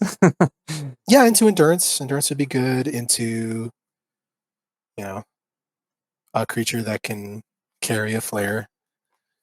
Yeah, because they're not going to sack this guide without something else. Yeah, and this is going to Surveil for sure. Oh yeah, 100%. We have subtleties in the deck still. Okay. So the question now is, do we want to draw 2 cards, or do we want to Shardless, hold up Stern Scolding, and potentially draw 1 card or Ritual? I think it's the Shardless, hold up Scolding, but we're not playing the land yet. I like that as well. 1, 2, 3, 4, 5. Yeah, they have enough. Yeah, so they're 100% going to Flage next turn. So with that in mind, we're still just going to try to go bigger a little bit after. If we hit the Ritual, we have way more looks at the Endurance. Yeah. And then we still get to hold up Scolding. Do we want to keep the basic island open just in case they Blood Moon? Sure. Yeah, that's a good line. Just in case. I mean, they're still just going to Flage most likely, but... Sure. Hit an Ice Fang. Okay. The good news is they don't have good creatures to sack. Yeah. Dismember. Not ideal. Okay. Maybe we could like dismember the Flage and block and cheese something out. I don't know. Yeah, that's definitely a possibility. But then we lose so much life and it's like not worth it. I think if we're not dead to a Flage, it's worth it, to be honest. Like I'll take that trade. Yeah. See, and this is where I'd like one Sneaky Harbinger or something like that. Just I know it's like so niche to where they just don't fetch it, but more times than not, they have the arena, so we're dead. Yeah, because then they do that, they kill the Ice Fang, yeah. I've in the past definitely kept in Harbingers. When I used to cut Shardless for Stern Scolding, Harbingers would stay in. But I think Shardless is such high value. I don't want to cut it. Oh, yeah. I don't want to cut the Shardless. I'm just thinking for Harbinger, like, it turns off Arena, and just, if they have 1 planes, it's whatever. But they have so many double spells as well. But they would need Mhm. the discharge, which they could have. They would need the bombardment, which they could have. Yeah, that's definitely a good argument. But no, I mean, it's just whatever way you want to play around. So are we dead here? I don't think so. Now we go to, if they kill both of these, they get them for 7, and then they could ping for 9. We could go to 2 at the least. There's a world where they just hit us. Okay, that's not the world we're living in, but it was Yeah. nice being there for a sec. So now the problem is, even if they don't kill the Ice Fang, if we go for the block and dismember, they're going to ping the guide and kill the Ice Fang. Yeah, they're 100% gonna kill us on attacks. So how do we win from here, or survive from here? Kill this, we take 7, we're theoretically down to 5 because of bombardment. Technically down to 1 if we need to dismember. So dismember's probably off the table. Yeah, they kill that. Bounce spell, die. Yeah, bounce spell kills us. I don't think we have an out. Damn, we find the ritual too. Well, okay. Start with a Ice Fang or a Fibble. No, we're dead, because if they attack with Flage and then they just ping, we're dead. Yeah. Okay. There's nothing we can find, right? I don't think so. You can find Borrower, bounce, but then they replay it and then ping, and then we're still dead. Yeah, being on the draw on Boros is just like infinitely worse. Yeah, for sure. Okay, let's reevaluate. This subtlety would have been good. Maybe we bring this back in. I mean, subtlety is only good for. So I like taking it out just because it is only good for flashback Flage, which we have the 3 endurance for already. Subtlety, I guess, could snag in a Johnny early if we're trying to slow the game down. Yeah, I think that's kind of the role. What would we cut? That's like the big thing, right? Yeah, that's the only thing I'm thinking of is like Borrower. But Borrower's so good against tokens that they make. Like if they play in a Johnny, you can bounce the cat token and then just turn off the flip a Johnny. Yeah, I think we just keep it as is. Okay. Keep it simple. Yeah. I'd like maybe thinking about the flare, but the flare is kind of an integral part of the deck, so I like this. We are on the play. We get a surveil land. Having an early ritual is really good in this matchup because we just want to commit big bodies to the board quickly. And, like drawing a 2-drop is a good draw. Drawing a 3rd land is a good draw. We have 2 looks at it. I think it's 3 looks at it, actually. So I think we're okay. No Regiman. Okay. Guide? Nice. Guide? All right. Okay, but last time we said this, they dropped the bombardment. So let's, we have the Beseiju if we go runner for lands. Hedge Maze, no flare, not yet. Delta, get island, birthing ritual. Yeah. So now they have to spend their turn 2 Thraben charming this if they want to stop it. Otherwise, they'll play a threat. Yeah, I guess the worst case scenario is either Goblin Bombardment or Johnny, I guess. Or like I think Pride. Bombardment's probably the worst. Voice of Victory is pretty bad too. I would take a voice here. I don't know. Pride is bad, but they don't have Pride. So there's 1 down. Yeah. Could be Discharge they're holding up, which means this Shardless is going to be good value as long as it doesn't hit a Scolding or a Ritual. Get him for 1, make a cat. Yeah, so there's something great. Get another island? I think so, yeah. So we have like the green if we desperately need it. Yep, I was thinking about Endurance for a second because it's a good blocker that doesn't die to Discharge, except it does right now because they have 2 energy, so kind of went out the window. Okay, don't brick. That's all we need. Fibble Thip. Oh, still not. Oh boy. Oh wait, no. This is 1 card. Oh no, it's damn it. Okay, it's not the ritual. It's not the ritual. Damn it. It doesn't come up like a ton, but it's good when it happens. We had the option like at game 1, I think. Great. Well, we're not worried about Flage anymore. Yeah. They're gonna have a discharge for one of these, but not both, which is why Shardless is so good in this scenario. And we're gonna sack the Fibble Thip for an Oculus. On Oculus. Oh, beautiful. Okay, they have discharge online to kill an Oculus. That is true. Hopefully they don't see 6 in the yard, and then we can hardcast this Oculus from our hand. Darn. So it's not the end of the world. We also wall this Pride right now. It's okay. We're in an okay spot. I know. I'm just like They get the planes. Is this a Flage? Guide of Souls number 2. Okay, Johnny would be bad. Okay. Discharge. That's fine. Just don't have a 1-drop. You only have 2 cards in hand. Okay, great. Yeah. So they need to go up to 4 energy next turn, or like this turn, but that means their Pride is within jumping distance. Oculus walls that. Dismember. Oh, beautiful. Okay. So we're going to play Beseiju and play Oculus? Now I'm thinking I want to play Endurance because I'm not worried about blocking this Pride anymore. Endurance could get us value from the ritual that's not this Oculus in our hand, and it's still a good blocker if we don't find something good enough. Do you want me to just play it main phase for the ritual? I think so. Okay. It's weird, right? Like, because you'd think this Oculus is really good, but it's something that we can bank right now. Like, I didn't know if we wanted to like surprise them with blocks, but we'd rather get the ritual trigger. yeah, I think I want the chance of getting an Oculus. Also, I'm worried they have a third discharge. If they have third discharge, it's like a disaster. So at least with Yeah, this, if they have third discharge, we have answers. I know. I'm really banking that they don't. Again, there's my optimism of 3 in the top 8 cards. Dude, Always have wow, it. They man. always have it. 3 in the top 8. Yeah. But this is good now. They're gonna attack with pride, put counters on it. We're gonna dismember it. We're gonna take Crazy. 4 and 8. So we go to math. We go to 5. Yeah, it's not great, but Man. we have this Oculus in hand now. That would have died. So we don't have green. Oculus is our win con. We have birthing ritual. Like, it's not good, but Yeah. of things to happen. And there's 0 cards in hand. Also great. Do you think they're gonna put on cat or a token? 100% cat. See, I'd put on a token. Okay. I take back my 100% cat. They put on a guide. I like Killing Guide here. Okay. They're gonna make 2 tokens. We're gonna make a manifest blocker and have the Oculus. Oh man, this is It's stressful. tough. Like, yeah. these matchups are always very stressful. I'm actually surprised they brought in Blood Moon, or like they kept in Blood Moon. I feel like that's a first card I side out here. Yeah, that's kind of my belief too, but they always just do it. I don't know why. So we're gonna want to keep like our big fatties in the yard in case you've got an endurance, or I mean we have an endurance. So Yeah. Sure this. okay. So how do we die? Because we have 2 blockers. We take 4. We go to 1. Mm-hmm. So we're close to dead. Yeah, unfortunately. We're not actually dead. They have no Yeah, cards in they're- hand. We're not going to take any of this. No, that's definitely skipping on the Coiling Oracle. No Oracle. Okay, so best case scenario, this is a second Oculus. I'll take an Ice Fang. Because we don't need the green, right? It's just 2 mana.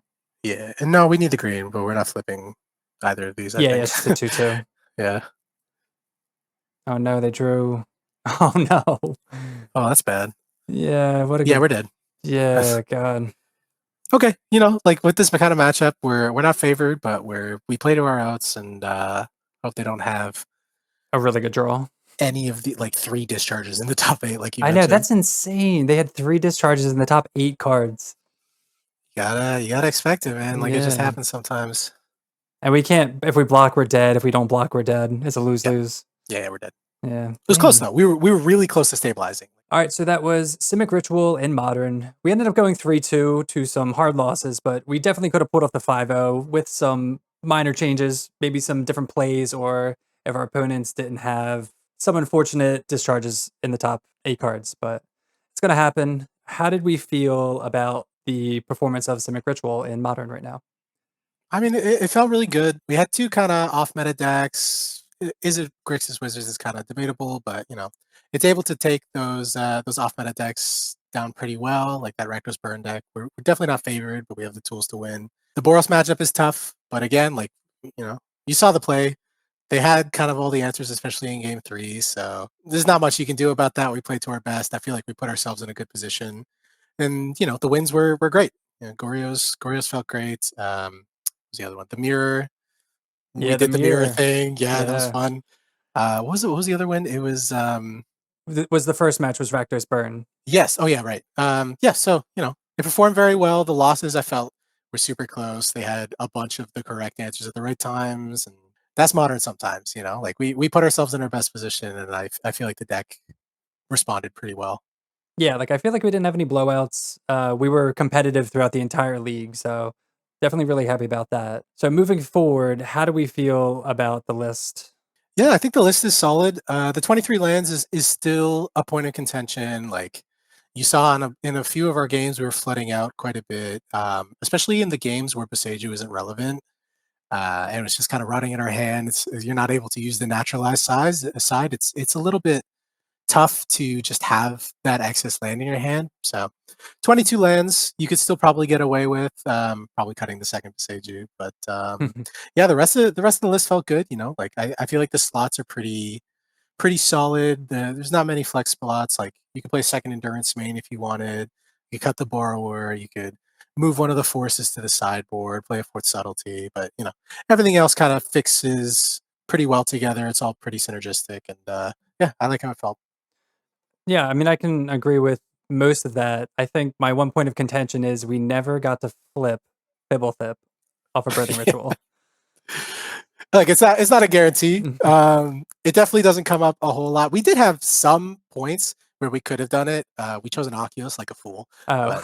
But you know, it definitely does come up, especially when you're coming up against more spell-based combo decks. Hitting a Fibblethip off a ritual just to solidify your board and like try and dig for extra counters, so valuable.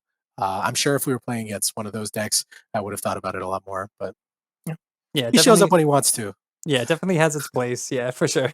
All right. Thank you again for watching another Teach Me Magic series. Before we head out, where can our viewers find you again?